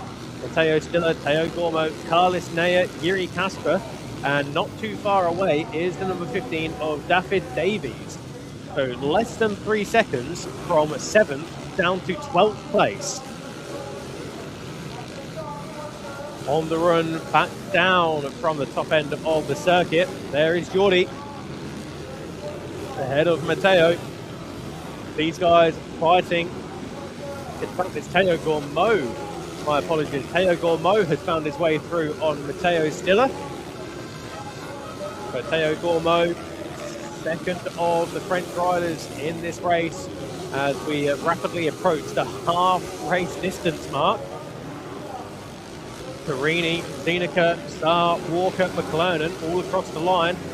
Sylvain Petit, he's in a lonely 6th position at the moment, is the Frenchman, number 141, Sylvain Petit. As this could well be a challenge here. No, these guys not going for that big step up. We saw it in the qualifying race yesterday. That step up, if you get it wrong, can be a little bit sketchy. Both Kevin Starr and Patrick Turini just casing it in the middle of the qualifying race yesterday, as we have a nice twirl to bring us back over the double into this 180-degree right-hander. And you can see that single line starting to form on the corners here. And that's what we saw in the qualifying race yesterday between Patrick Turini and Kevin Starr. I spoke to Kevin earlier on today, and he admitted that Patrick was that little bit quicker in the qualifying race yesterday. But Kevin was just putting his machine exactly where Patrick wanted to go. And Patrick using all of the track on the run down into this right-hander. A little bit of a tabletop there into the uphill left-hander. And the track starting to cut up on the inside of that left-hander as Patrick Turini blasts through our picture. There goes Manfred Zienicke, racing hard in 2nd position. So Turini across the line at the end of lap number 7 with a 3.6 second lead, but Kevin Starr is on the charge. He's still in the 1 minute 52s, as is Harry Walker. So the men in 3rd and 4th position, they're the quickest men on the circuit, but Harry Walker has 2.8 seconds between himself and Kevin Starr. So, as we all know, it's not lap times that score you World Championship points. It's finishing position. And in the best finishing position at the moment is the number 51 of Patrick Turini. 25 points for a victory, 22 points for 2nd place, 20 points for 3rd, and then it's 18 for 4th, 16 for 5th, 15, 14, 13, 12, 11, all the way down to 1 point for 20th place. That track looks very, very slippery. I think it's fair to say as Patrick Turini negotiates the quick succession of left and right. That is a big, big drop as they run into this right-hander before very quickly driving back up the hill. And Kevin Starr at 1 minute 52.5 on that previous lap. He's 1.4 seconds quicker than Manfred Zienicke with a gap of 1.6. So the maths are working in favour of the 5-time European champion as we already are over the halfway mark in this race. Manfred Zienicke was 2nd in race number 1 just a few hours ago and would love to back it up with another podium here today in the opening round of the World Championship. Nobody going for that outside line as they go around the final corner. Turini, 4.1 seconds up the road. So Kevin Starr, again, fastest lap of the race. He has the pace. He just needs that one small opening to try and find his way through on Manfred Zienicke, but it's a lot easier for me to say it than it is for Kevin to do it. That I can assure you. Harry Walker not quite keeping tabs on Kevin Saar. The gap has opened to 3.7 seconds. And we saw the battle for 7th place a few minutes ago. Theo Gourmaud has made his way through on Jordi Nicolas Gila. So that is French riders in 6th and 7th place. So great news for the home crowd as they watch on. Third of the French riders is Gregoire Rabat in 15th position. And Gaël Boustelier is there in 22nd. Unfortunately, number 13, Paul Meyer, not in this race as Kevin Saar looks to try and find his way through on Manfred Zienicke, and he gets it done. Kevin Saar through on Manfred Zienicke. Now, the gap was 4.1 seconds at the end of the previous lap. We have 8.5 minutes and 2 laps remaining. That means we have, I would say, roughly 6 or 7 laps remaining.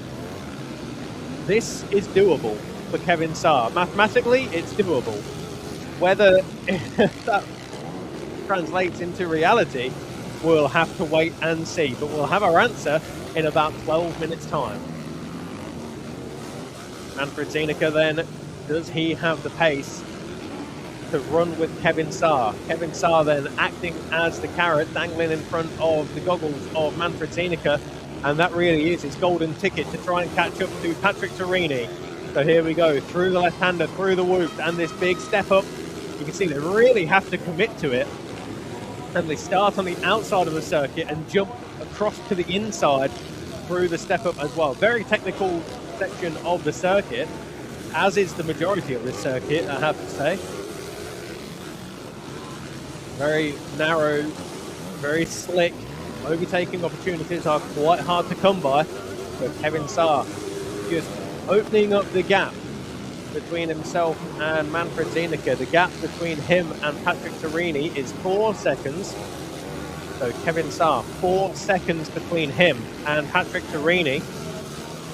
That looks to be holding firm at the moment as they run up towards the top end of the circuit. Harry Walker, this has become a little bit of a lonely ride for Harry Walker in 4th position. He's 9 seconds, in fact, make it 10 seconds up the road from Mark McClellan.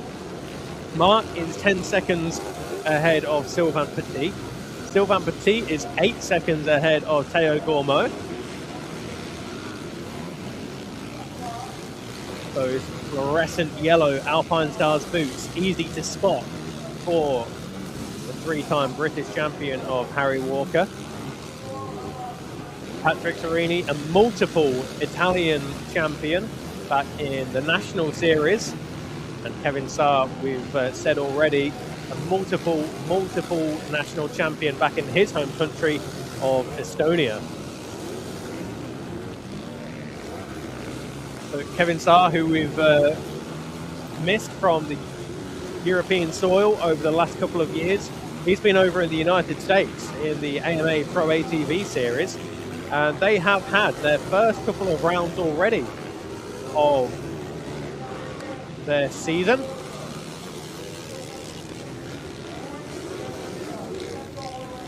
So watching Harry Walker over the top end, hitting that double, throwing it sideways into the left-hander as looks like somebody just being put the lap down, unfortunately.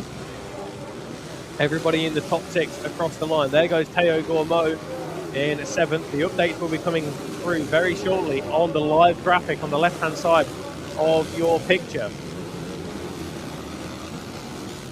3.1 seconds is the gap. Kevin Saar and Harry Walker still the only riders to go underneath 1 minute and 53 seconds. Turini, his fastest so far at 1 minute 53.079. Kevin Saar on that previous lap was 0.8 of a second quicker than your race leader. And that is Manfred Zienicke doing everything he can to keep out of the clutches of Harry Walker. around this right-hander. And we're looking a little bit further down the order here, I believe. That looks to be Ollie Sansom and Yuri Brel, who are making their way towards the end of lap number 10. They're fighting for 18th and 19th position. This is Ollie Sansom and Yuri Brel. So Yuri Brel, who retired from the race earlier on today, currently on course for 2 World Championship points in 19th. As your race leader, Patrick Torini, now holds a lead of 2.2 seconds. So the gap is slowly but surely coming down. Big step up, being hit by both of the leading 2. Manfred Zienicke still ahead of Harry Walker. Harry Walker not making any inroads on that previous lap. It closed by 1/10 of a second. So that is 0.1 seconds. The gap closed by between Manfred Zienicke in 3rd place and Harry Walker in 4th position. Further down the order, we'll have a quick mention here. Christoph Karai, who's flying the Hungarian flag. He's in 12th place, on course for 9 World Championship points. Carlis Neger and Yuri Kasper in 10th and 11th. As this could work in favour of Patrick Torini. Overtaking is very difficult around this circuit, but he has found his way through on Ollie Sansom and Yuri Brel. So the blue flag's waving now. And as we mentioned in race number 1, if you are new to quad cross racing, the blue flag signalling to the lap riders that the leaders are coming through. So there you can see the blue flag being waved, and that will signal to Ollie Sansom and Yuri Brel that the leaders are coming through. There's no intercoms, no cardos, no Sennas, no ship-to-shore radio between marshals and the riders, or the mechanics and the riders. Once the riders are on the gate and the goggles are locked in place, it is all down to them. They'll be leaning back on their experience.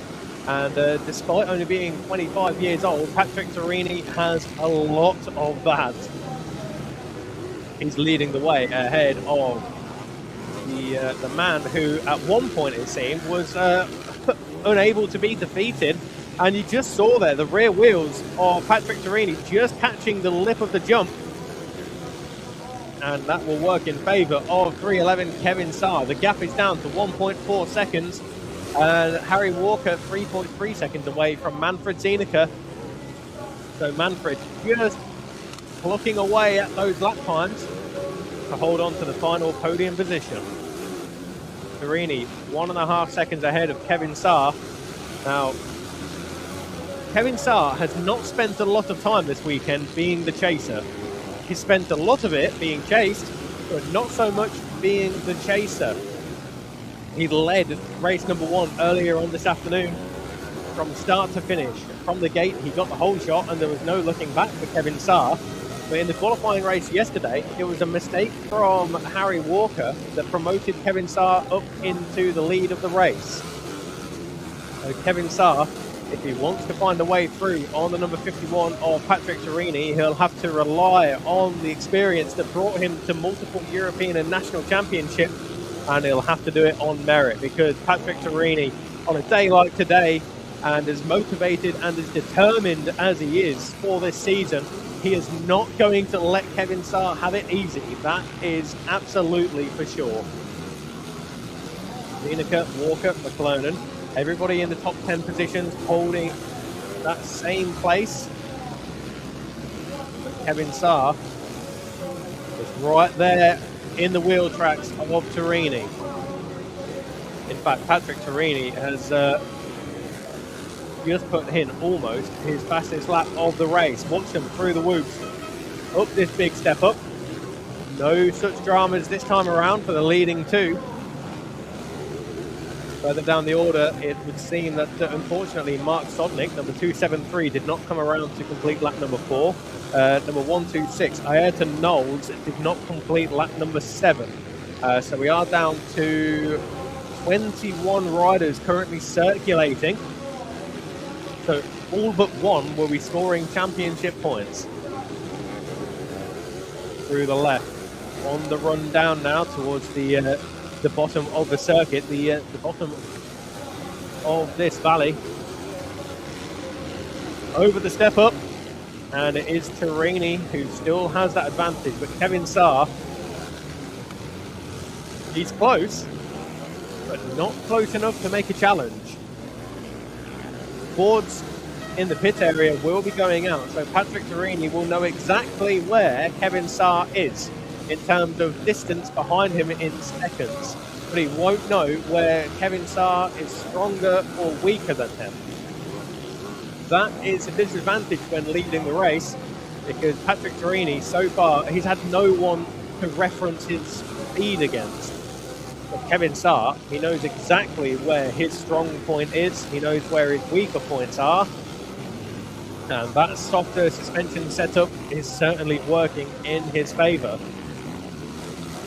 Over the tabletop, heading towards the end of the lap, just this final left-hander to negotiate. And it is Turini who still leads, but the gap has been reduced to 0.3 seconds. 3 laps to go, showing on the countdown. You can see that in the top left of your live graphic. I tell you, the style that these guys have, they're such a technical part of the circuit. You've got to get the bike from the right-hand side of the circuit to the left while going up that big step up, and they're landing it not perfectly straight. They are a little bit crossed up when they land. Turini is doing a brilliant job here. What Turini is doing in this race is exactly what Kevin Saar did in the qualifying race yesterday. It's putting that machine exactly where Kevin Saar would try and find a way through and try and seize the opportunity of an overtake. Through the left-hander, over the tabletop. A right-left sequence to go through. And then it's on the plunge back down. I think over the following lap and a half, if anything, if Saar was to win this, it would be Turini losing it as opposed to Saar winning it, if that makes sense. Turini has put in a brilliant ride here in this second race, but he knows that the circling shark of Kevin Saar is right behind him. You can see on the inside there just how much dirt has been put to the outside of the circuit. Very slick, very slippery conditions that these guys are having to deal with. We may even have a tail ender coming into play. So across the line, the gap was 0.3, it's now 0.8, but there is not much time left in this race here for Kevin Saar if he wants to find a way through on Patrick Turini, because that is the final lap. This is the final lap. Just putting another rider down there. That looked to be Gaio Gustoyer, the number 67 French rider. Right, here we go.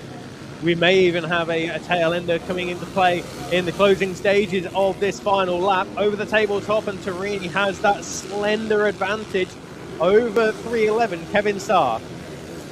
Through this left-hander, a bit of a step down, and then a double that brings them down into this low right-hander. Was that Turini going wide? He wants that drive, he wants the momentum to power him up towards the highest point on this circuit. Kevin Saar knows the time is starting to run out. We've got half a lap to go in this final race here for the opening round of the 2026 FIM World Quad-Cross Championship. Big step down there for Patrick Turini and Kevin Saar. This is going to have to be elbows out if he wants this victory. If he wants to go 1-1 here this weekend, he'll have to force the issue, because Patrick Turini, this is an absolute masterclass in defensive riding. Look at him, he's in the middle of the track, so Kevin Saar can't go to the inside, he can't go to the outside, just holding that inside line, parking it on the inside, and through this left-hander. There is only one more opportunity, one tabletop, and there is two different lines that we can choose from, inside or outside. Does Turini go for the inside? He does. Saar is on the inside as well. He's there, but he's not quite close enough, as Patrick Turini takes victory here in race number 2 in Castelnau de la Vie. Patrick Torini, race number 2 is his. It's in the bag, 25 points, and combined with the result earlier on today and the qualifying race yesterday, that puts him in good stead, very much in the top 3 positions. Manfred Zienicke does hold on to 3rd place, so a 2-3 finish on the day here for Manfred Zienicke. Harry Walker comes home in 4th. It's a good weekend for Harry Walker. He won't be the most impressed with the results, I suspect, but he said it last year. Consistency is the key. There is no doubt about that. Consistency is how you win championships. Sure, you can go 1-1 and risk it all in the opening race, but it might not pay off. Whereas bringing home those solid points, they build up, they build, and it really does put you in good stead for the remainder of the season. Mark McClonan in 5th place. Sylvain Petit in 6th position, ahead of Theo Gormeau. 8th place for Jordi Nicholas Gieler. That's his best result of the weekend. Matteo Stiller, he is 3rd of the German riders, ahead of 69, Carlis Neyer, the Latvian rider. Yuri Kasper in 11th place, ahead of today's race stick, Christoph Karai in 13th position. But there is Manfred Zienicke, thumbs up, and a nice fist bump there for Patrick Torini from Manfred. But that will be a popular result here for Patrick Torini. As we mentioned, he celebrates his 25th birthday today. Kevin Saar, he'll be slightly frustrated that he couldn't find a way through, but a 1-2 finish combined with the 10 World Championship points for being the top qualifier in yesterday's qualification race could well mean he is leading the way in the series. We'll await confirmation of that one. But Manfred Zienicke, brilliant ride for him. 2-3 on the Sunday here in Castelnau de la Vie for the opening round of the World Championship. But Torini, he is the man in this second race. Kevin Saar, look, smiles all round here for our top 3, our podium finishers, as we get a good look of the number 89 machine. Manfred Zienicke, of course, representing Team Germany in the 2025 Quad Cross of Nations last year in Heerde. Only 0.4 seconds was the gap between Torini and Saar at the end of the race. But while we mention him, let's go down there and have a quick word with our second place finisher. It's the Estonian, Kevin Saar.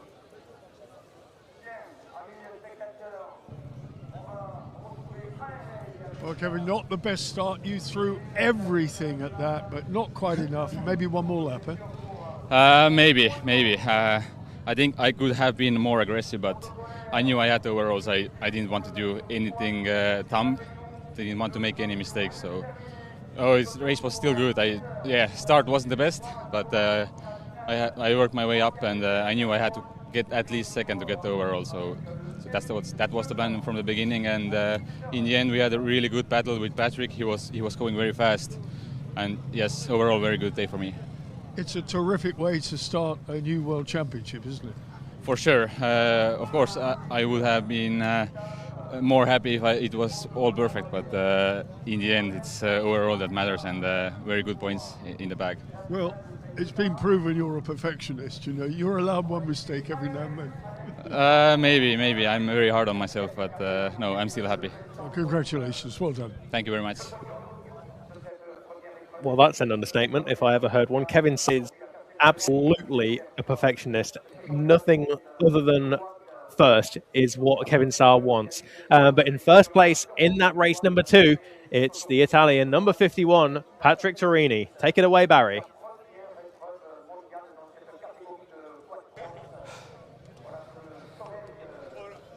Well, Patrick, what a race. Well done, and a fantastic weekend to kick the season off. Yeah, I'm so happy.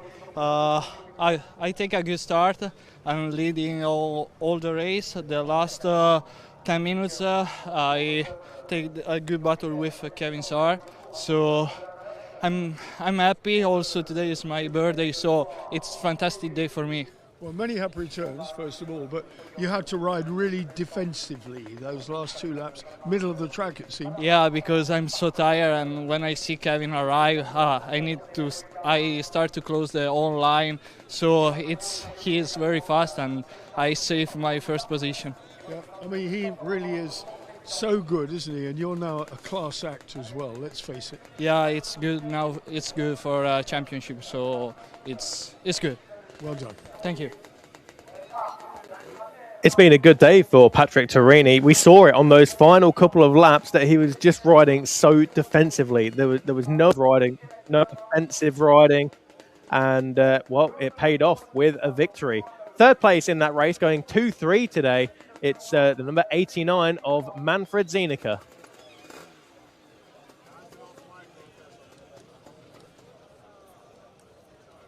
Manfred, I wasn't sure if I'd be talking to you once this weekend, but twice is ridiculous. I also not expect that, and I'm happy to be here. You did very well. It was a hard ride, and there was a lot going on at the front, wasn't there? Yeah, at this time my start was pretty good. I was directly second or third, and I could hold that for half of the race, I think. And then Kevin's fitness is just better than mine, so I need to work on that, and I hope next race I can improve.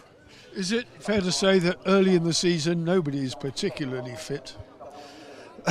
For sure it's like that, yeah, but also the track is really hard for a first race, and with the big jumps really technical, and I think luckily nobody is really bad injured or had a bad crash, so I think that's the most important.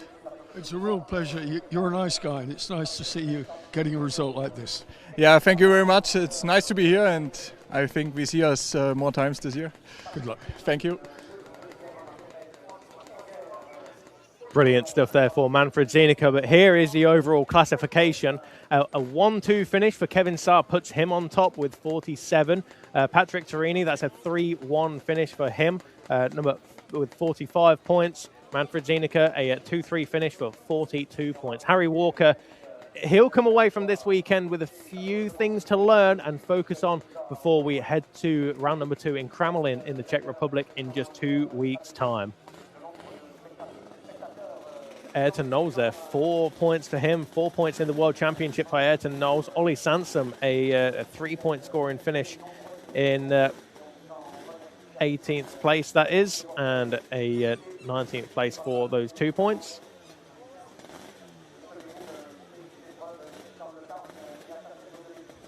Say again, sorry.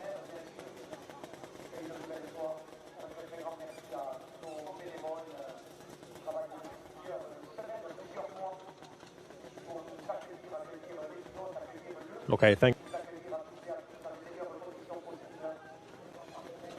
So immediately after that brilliant Quad-Cross Championship race for the World Championship, that is, we will be seeing these guys up onto the podium.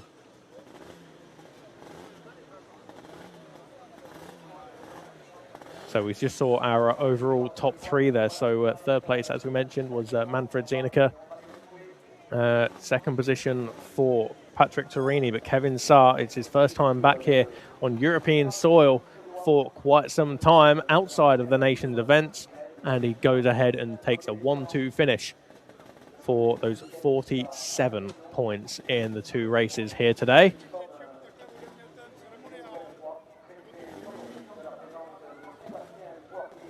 It's been a brilliant weekend of racing, in fact, here for the inaugural round. This is the first ever FIM World Quad-Cross Championship event, and a big thank you to the organisers here as well. And I think Barry mentioned yesterday the organising club founded here in 1968, so they're certainly experienced. They put on a good show, and this circuit, I mean, I can't think of many other places that would have been more suited to host the opening round of the World Quad-Cross Championship than this. It's got everything. It's got whoops, it's got the jumps, it's got the inclines, it's got the descents. It's got everything. A brilliant circuit, high speeds, and close racing. That's why we like quad cross racing, isn't it? These guys, all friendly in the paddock, but once the gates go down, then that is it. That's when the talking stops, and the racing is underway. Plenty of action, but Patrick Torini, if anybody out there wants a lesson in defensive riding, then just have a look at that race 2 again for Patrick Torini. He put that Yamaha exactly where Kevin Saar wanted to go, and that's what got him the victory in the end, and that's what got him the second position overall, in fact.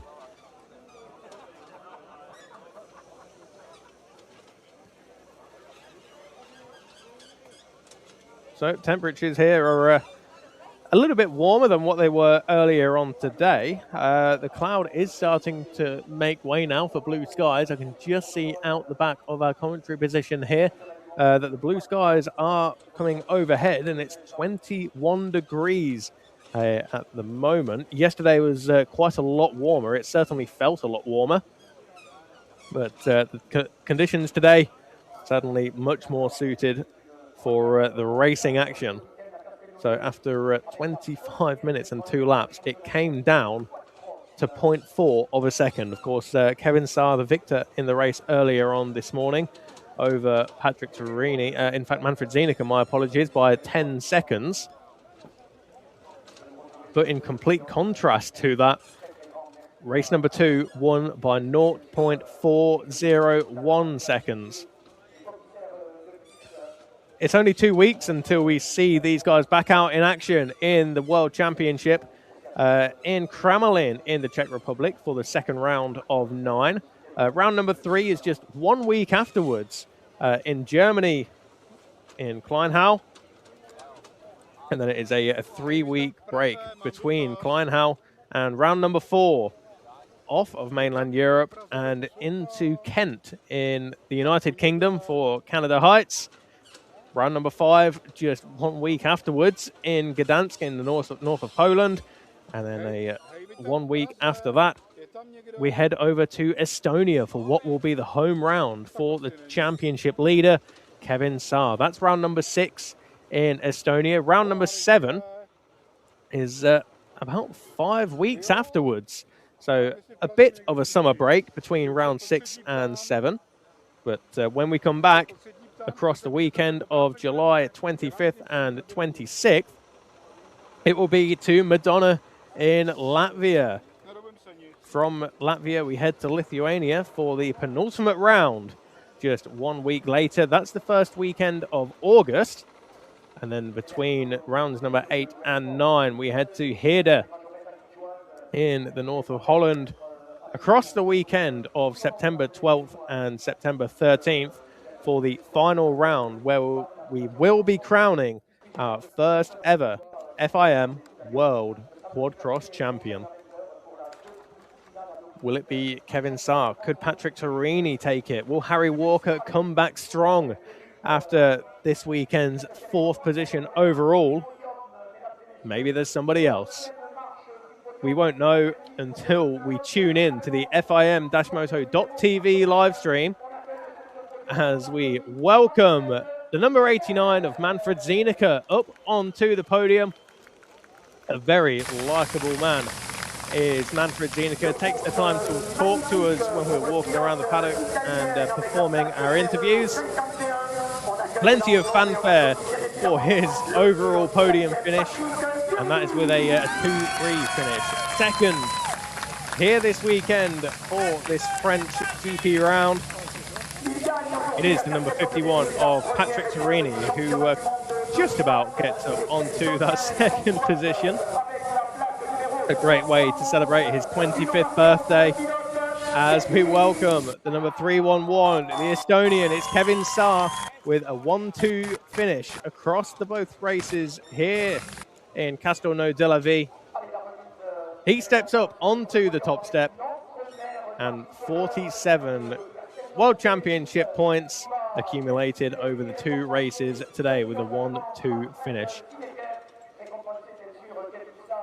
Handing out the trophy there for 3rd place. That is the mayor. That is Patrice Delure.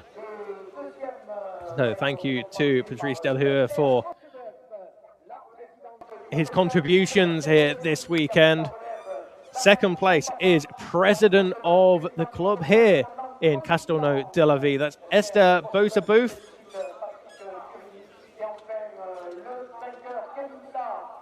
And then the trophy and the flowers handed out to number 311, Kevin Saar. It's FIM representative Sebastien Poirier.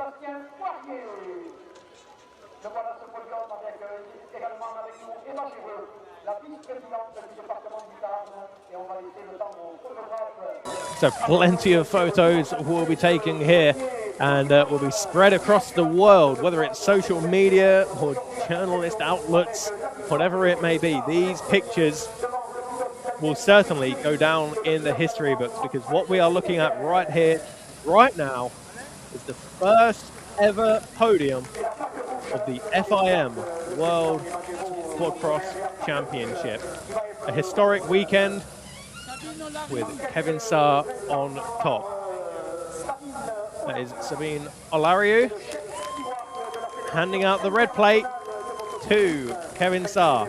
Not the first time he's had a red plate in his hands, but it will be the first time that he's had the red plate in the World Championship. So 2 weeks' time in Kremlin, the red plate will be on that Yamaha for number 311, Kevin Saar.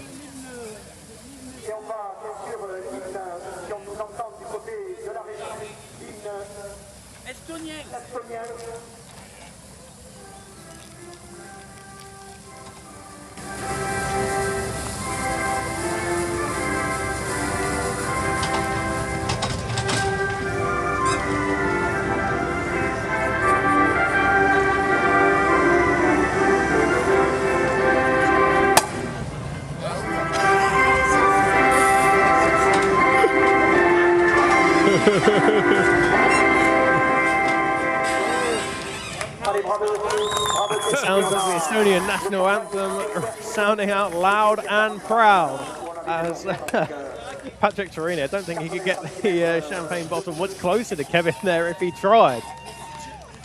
But I'm sure that well, all of these guys have a brilliant reason to celebrate tonight. Kevin Saar, the first ever red plate holder in the World Championship. Manfred Zienicke, self-confessed surprise that he's up there on the podium.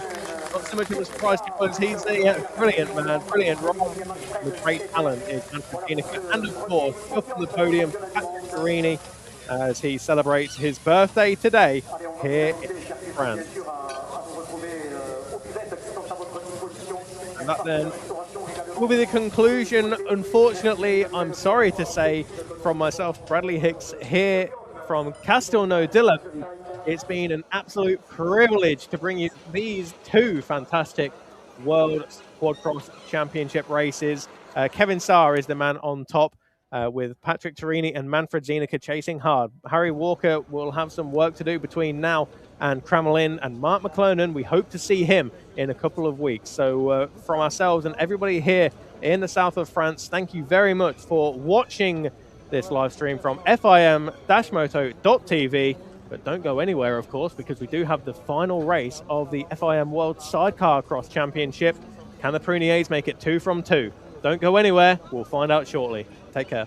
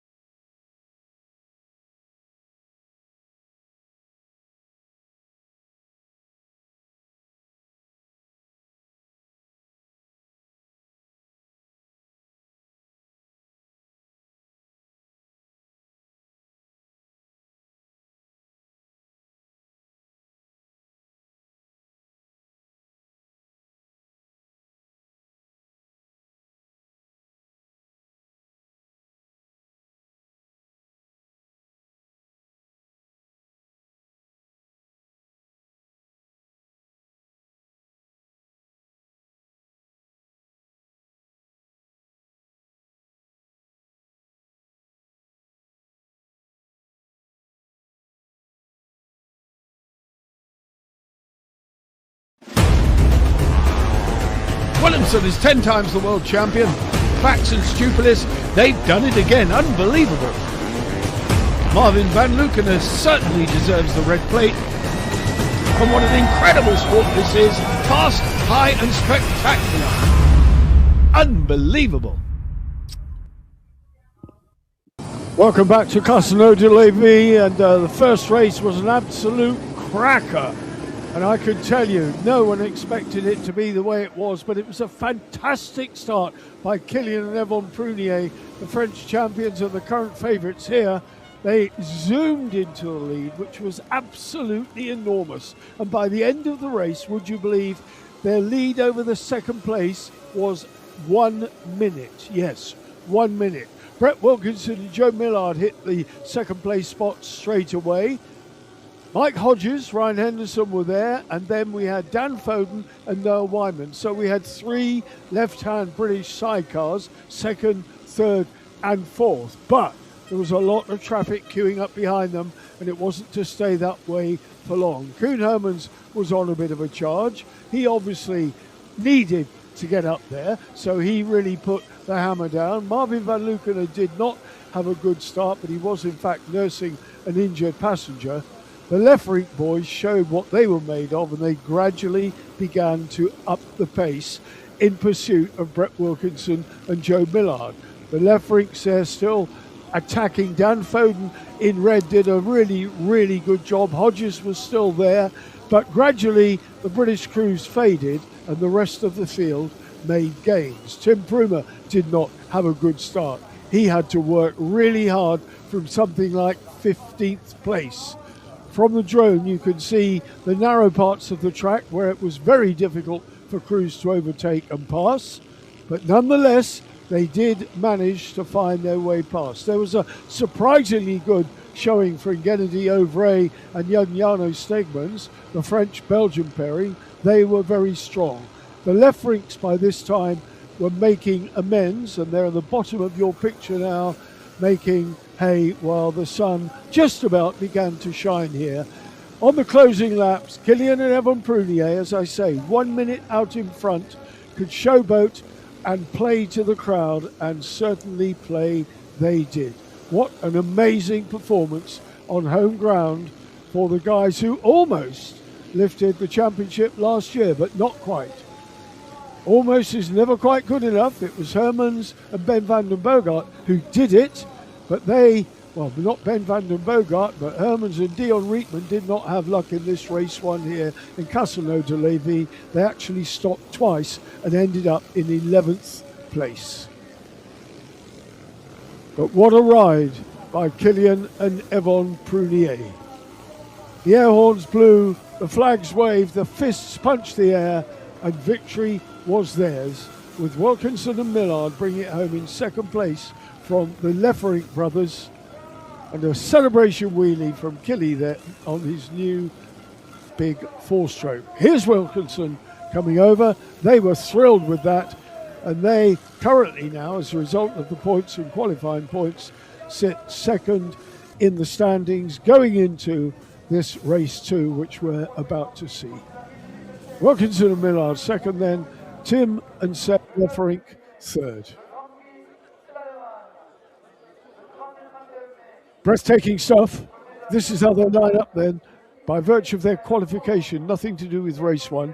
Tim and Sam Lefferink have the first look at the gate. Prunier, Wilkinson, Prumer. Foden Sanders was almost lapped, would you believe, in that first race. Stefan Wise, Joel Hoffman, they were in fact.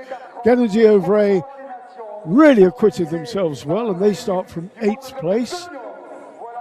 Mike Hodges, Ryan Henderson, 11th. Carcraft, Gronman. Marvin, a very, very creditable performance for him and Robert De Vena to bring it home and win points in 7th place in the opening race. Has Robbie got enough to keep going in this one? Well, time will tell. The sun's come out now. It's very, very much warmer, and we're looking forward to a cracking 30 minutes plus 2 laps. I will just avail myself of a little water. Job done. Look at the way this circuit is. Ups, downs, it's got everything you want. and it's technical, and it takes a lot of learning. And Killian and Evan Prunier have been here before, and that shows. In fact, most of the crews were certainly here at the end of the 2023 season when Marvin van Lueken and Nicolas Musset lifted the title on that occasion. As I say, the sun has gone out, it has gone in, has come out, gone in, gone out, come in, come out. And now it's very much warmer than it was this morning. The track marshals have cleared a bit of the surface clay and mud around the edges of the tight corners. There's been a machine working tirelessly all weekend. Preparation and the organisation of this event has been second to none. And as the teams come out to line up from the collecting area behind the start gate box there, we will see what they can get up to.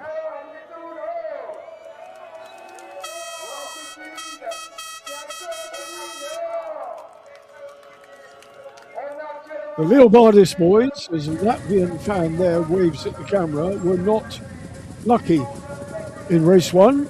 They pulled up with some unknown problem.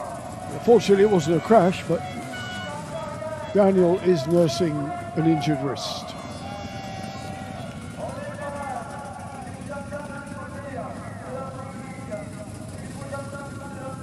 Tim Semlefri, number 75. Killian Evan Prunier, 94. They have chosen their place. Alongside them, Davy Sanders.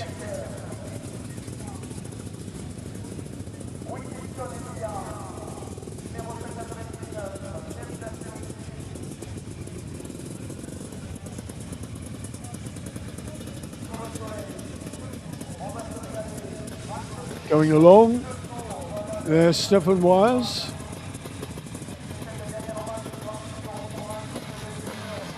And there, Koen Hermans and Dion Rietman. Nearly said Ben van den Bergart, quite used to doing that. And there, Marvin van Lueken, Robert de Vena. Bronman and young Ross Vincent. And the 938 crew. 936 crew of Carcraft. Wendell Carcraft, Bronman, Van Lueken, just a few now forming up on the back row. 25 teams go. So if you're wise, you would go and line up behind a quick man.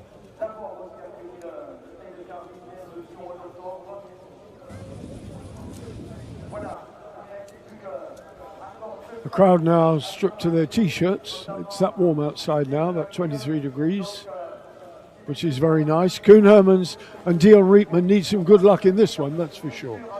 I'm talking about the red plate, which will, if things don't improve for them, disappear after this first weekend. The second weekend is Kramelin in the Czech Republic, and that's in 2 weeks' time. For the next two Grand Prix races, we then go to Germany, Kleinau, Canada Heights in the UK, Poland, Estonia, Lommel, Strasbessenbach, Latvia, Madonna Circuit, Lithuania, Netherlands, and the finale in Rudersberg as normal. Our two young ladies with the 15-second board, that goes up. Dave Edwards, our race director. And we will move into position. And there you go. 5 seconds. Moving across, getting the young ladies out of harm's way, and the gate drops, and away they go. And that looked like a brilliant start by a right-hand side car. Killian Evan Prunier again, I think, took it. It was an absolute wire off the line. Mike Hodges, I think, has got a good one. In second place, looks like Mike Hodges and Ryan Henderson have got their big thumper off the line. Marvin van Lueken in fourth place. And Dan Foden it is in third. Dan Foden in third, Mike Hodges, another cracking start for the number 13 yellow-clad outfit. And Marvin van Lucke, Robert Avena in fourth place. Brett Wilkinson fighting round that bottom corner for fifth place. Not such a good start for Brett Wilkinson, but he's in the top 5 as they go into the first lap. Look at the lead Kilian Prunier has got already, the 94, streaking out in front. The track is all his own. He's got clear track, no dust, everything ahead of him, while the rest have to sort it out. There's someone upside down there, someone got hooked out, and that's Grondman, and that's Ross Vincent, the 114 crew. Grondman then, that's a shame for them, hooked out. Dear, oh dear, oh dear. Anyway, they're on their way.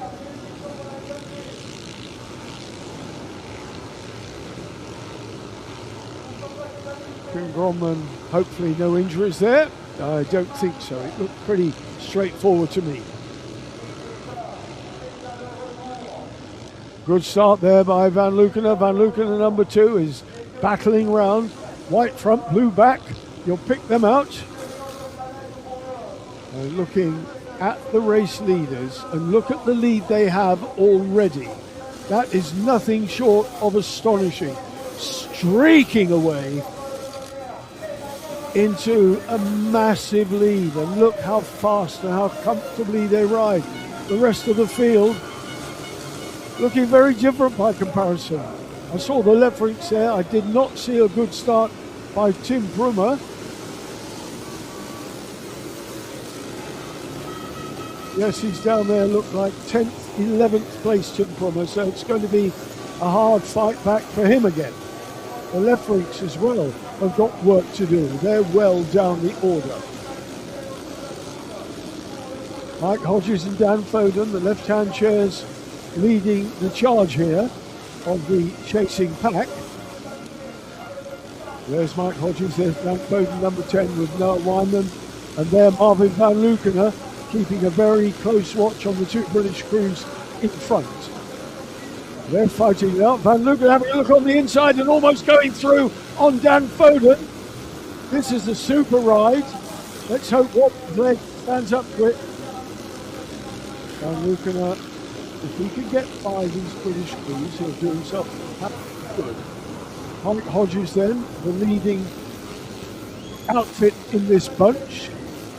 And then we've got Kennedy O'Vray again, close in behind Van Luckener. Van Luckener and Wilkinson charging as well. So Van Luckener's now got Brett Wilkinson for company, who's trying to make it 3 more British outfits at the sharp end. And Brett Wilkinson then having a look on the right-hand side. Oh, God, there's Hodges. Dan Foden looking strong as well. And now this big step down. Look at that. You have to be brave and committed up there, don't you? Van Luckener, Wilkinson, Tim Brummer on the back of Wilkinson. There's left wing, Kennedy O'Vray getting gobbled up in the action. O'Vray, the number 193 crew. But what a battle we've got on here for second place, because that's what it is. Wilkinson on the outside now of Van Luckener, and has he made it stick? Well, it's 4-stroke versus the Zabel. And Wilkinson's on the inside line going into the right-hander, so my guess is he's got it, and he has. He's past Marvin van Luckener. So now in front of Brett Wilkinson is Mike Hodges. This should be relatively straightforward. Tim Brummer now round the outside of Marvin van Luckener. So Marvin slipping backwards here, but it is damage limitation for him this weekend. He's got to conserve his passenger. There's no doubt about that. Tim Brummer then, look at Mike Hodges. A much better start for the German-Austrian pair this time. They made their way up in race 1 to 4th place. From this showing in the early stages, with only 5 minutes gone, they're going to do a lot better, and they're past Hodges. Brummer is past Hodges, He and Patrick Schneider on the drop down. Lefrink is coming around the outside of Hodges as well. Oh, dear me. And now Brett Wilkinson is on the back of Dan Foden. And they're all vying to get up the front at the sharp end so they can get some clean air between themselves and the chasing pack. The closeness of the times, with the exception of the Prunier brothers, is astonishing. They're all in the 2:12s, 2:13s, 2:13, 2:13, 2:12. Brett Wilkinson, 2:11. Tim Brummer, 2:11. Tim Lefrink. Wilkinson then is one of the quicker ones, high, wide and handsome over the jump into the skyline.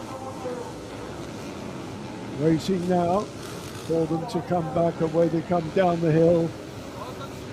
Dan Foden leading this chasing pack.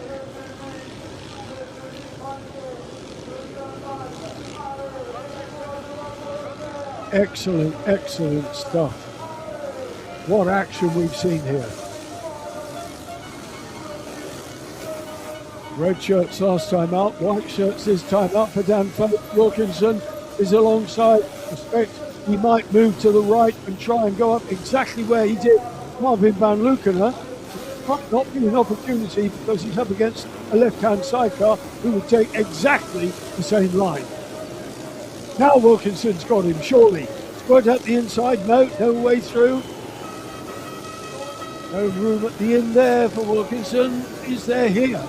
Because Tim Prummer is right on them. And Prummer's got the speed. Wilkinson's alongside Dan Foden. Dan Foden just walking a little bit there. But Prummer knows if he can get past these two, that he has got Prunier not in sight because Prunier's already 18 seconds up the road. Wilkinson won't want to concede to Tim Prummer, that is for sure. And he needs to get Dan Foden between himself and the German. The German has taken a long ride, but Wilkinson's alongside again and he's going to make this one stick, I think. They were very close together coming out of that bend. Who got the verdict? Brett Wilkinson has just down to the left-hander. This is where Brett can screw the power on and ease away from Prummer, and he does exactly that. But Dan Foden did the same, so there was no advantage there for Brett Wilkinson. Dan Foden is riding his socks off here. Wilkinson, Millard, what a showing they have, but he so needs to get past Dan Foden. Now's your chance, Brett. Give it a squirt. No, Foden drove the hard way around the long line, and it worked for him. Brett must be getting frustrated, but don't let it cook your brain. Keep yourself cool here. Great to see two British crews scrapping like this here in the south of France at this iconic track. And what a way to start the 2026 Sidecar Grand Prix season. Who's got the legs here? Well, Lefrink is past Prummer. So that was going on while they were at a camera shot. Tim and Sam Lefrink are past Tim Prummer. So Lefrink's time is quick. 2:09. 2:09 Tim Prummer. But 2:09 Lefrink as well. 2:09 Brett Wilkinson. Nothing between the times on those. Tim Prummer won't have liked that though, being passed by the Dutch brothers.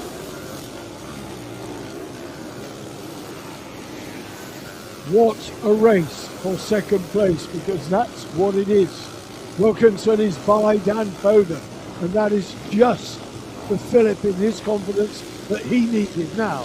He can get the hammer down, wind that P-Power 4-stroke up, and hopefully disappear into the distance. Because Dan Foden now will be a very difficult prospect for these two right-handed sidecars to find their way up. Tim and Sam Lefrink and Prummer now fighting back.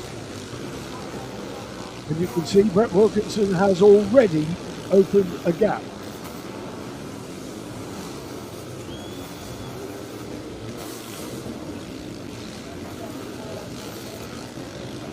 Well, when you have a race like this, commentating on it, describing what you see and what you hope to see is an absolute pleasure. foot came out from Noah Wyman. He was already halfway across the sidecar wheel for the landing there, so that he was in perfect position for Dan Foden to throw it into the left. Wilkinson, he's got Foden riding shotgun. That's exactly what he needed. And he can get away. Stretch a bit of a gap, and he's got a second now over Tim and Sam Lethbridge.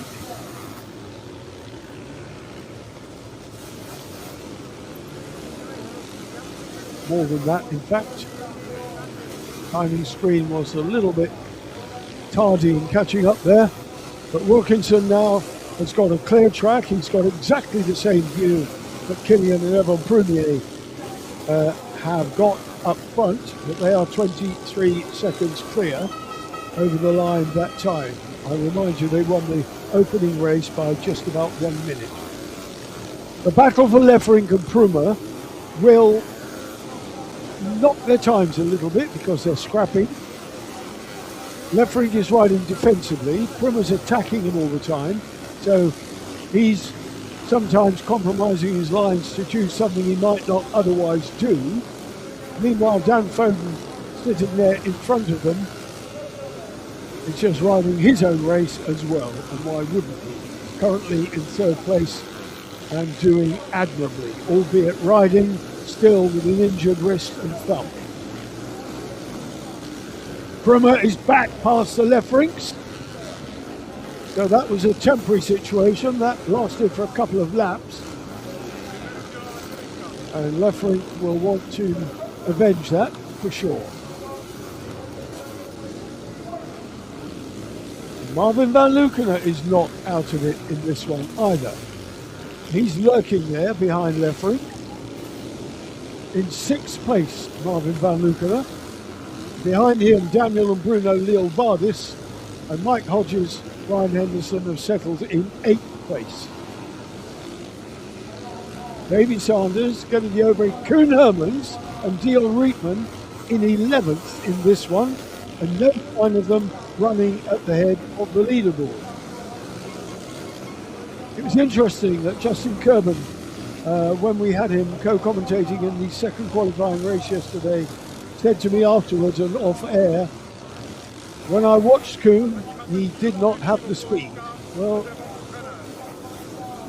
he's in the 212s, so no, he hasn't. When you think that Kilian Prunier is doing 205s, Brett Wilkinson's doing 208s, and Tim Pruma 209, along with Tim and Sam Lefferink. And then we get down to the 11s for Marvin van Lukenen. And there, Marvin van Lukenen, Robert Avena, again doing a valiant job. Behind them, Daniel and Bruno Leal-Vardis, also nursing a very serious right hand surgical operation after a break 3 weeks ago. There are a couple of walking wounded in this opening Grand Prix. It'll be good to see what Marvin can do when Robbie is fully fit.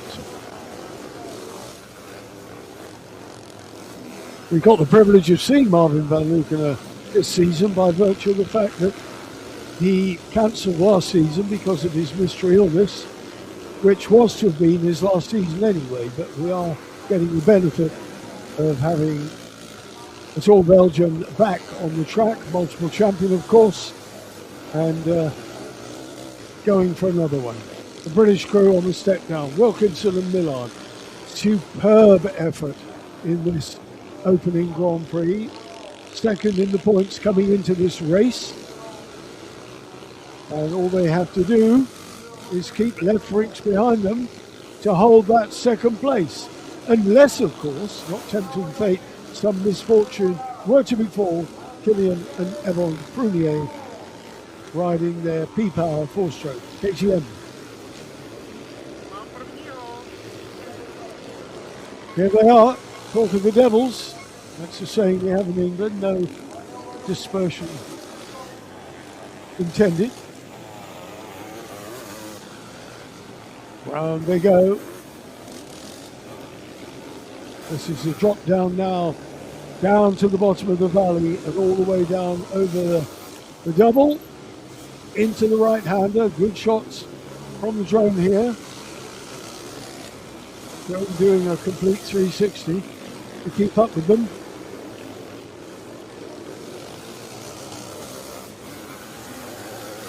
They are riding impeccably, and we are almost, well, we are just over half distance in this race before we get the final 2 laps. Prunier, Wilkinson, Pruma at the moment. First race result, Prunier, Wilkinson and Leffering. And if it stays like this, then Pruma will get 3rd overall in the Grand Prix, assuming the 2 in front of them continue on their winning ways.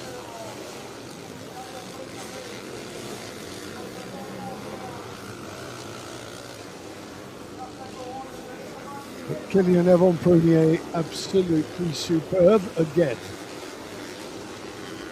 In the post-race interview last time, Niek said to Evon, that was unbelievable, I'm speechless.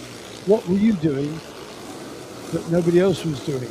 Well, I'm not sure the passenger's the right man to answer that, but I don't know. They just know the track, and it was a valid question. They've got the best in the world behind them, a great number of the best in the world, the creme de la creme, and here they are halfway through, having opened up a 30-second lead, on target to equal the 1-minute gap that they achieved in the opening race. It's very slick. You can see the back end skating out there when Kylian put the power on. They're just so fast and smooth, and they've got the rhythm. It's all falling into place. If they pull this one off for the opening Grand Prix, their confidence will be sky high. And they will go to the Czech Republic in 2 weeks' time carrying the red plate. And that's something they have held briefly before last season.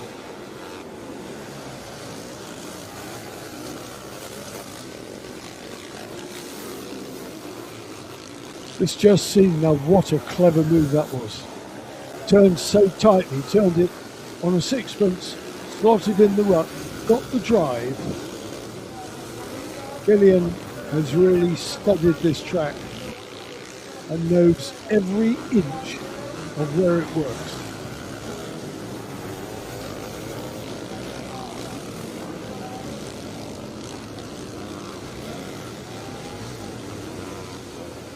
On the drop down.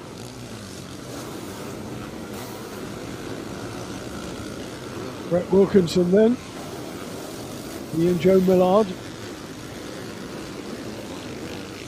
And that looks like a tail ender ahead of them. Lefrinks and Pruma are chasing. Pruma is next. There's Brett. There's Tim Pruma. Patrick Schneider. Boy, have they gelled together. Brett also using a nice deep rut there to get plenty of drive. I think that's Grondwin again, has got himself mobile, the 114.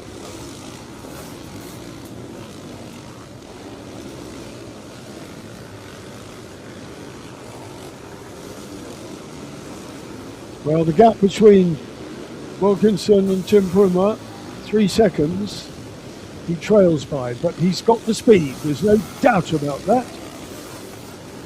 The AMS going well, and he's got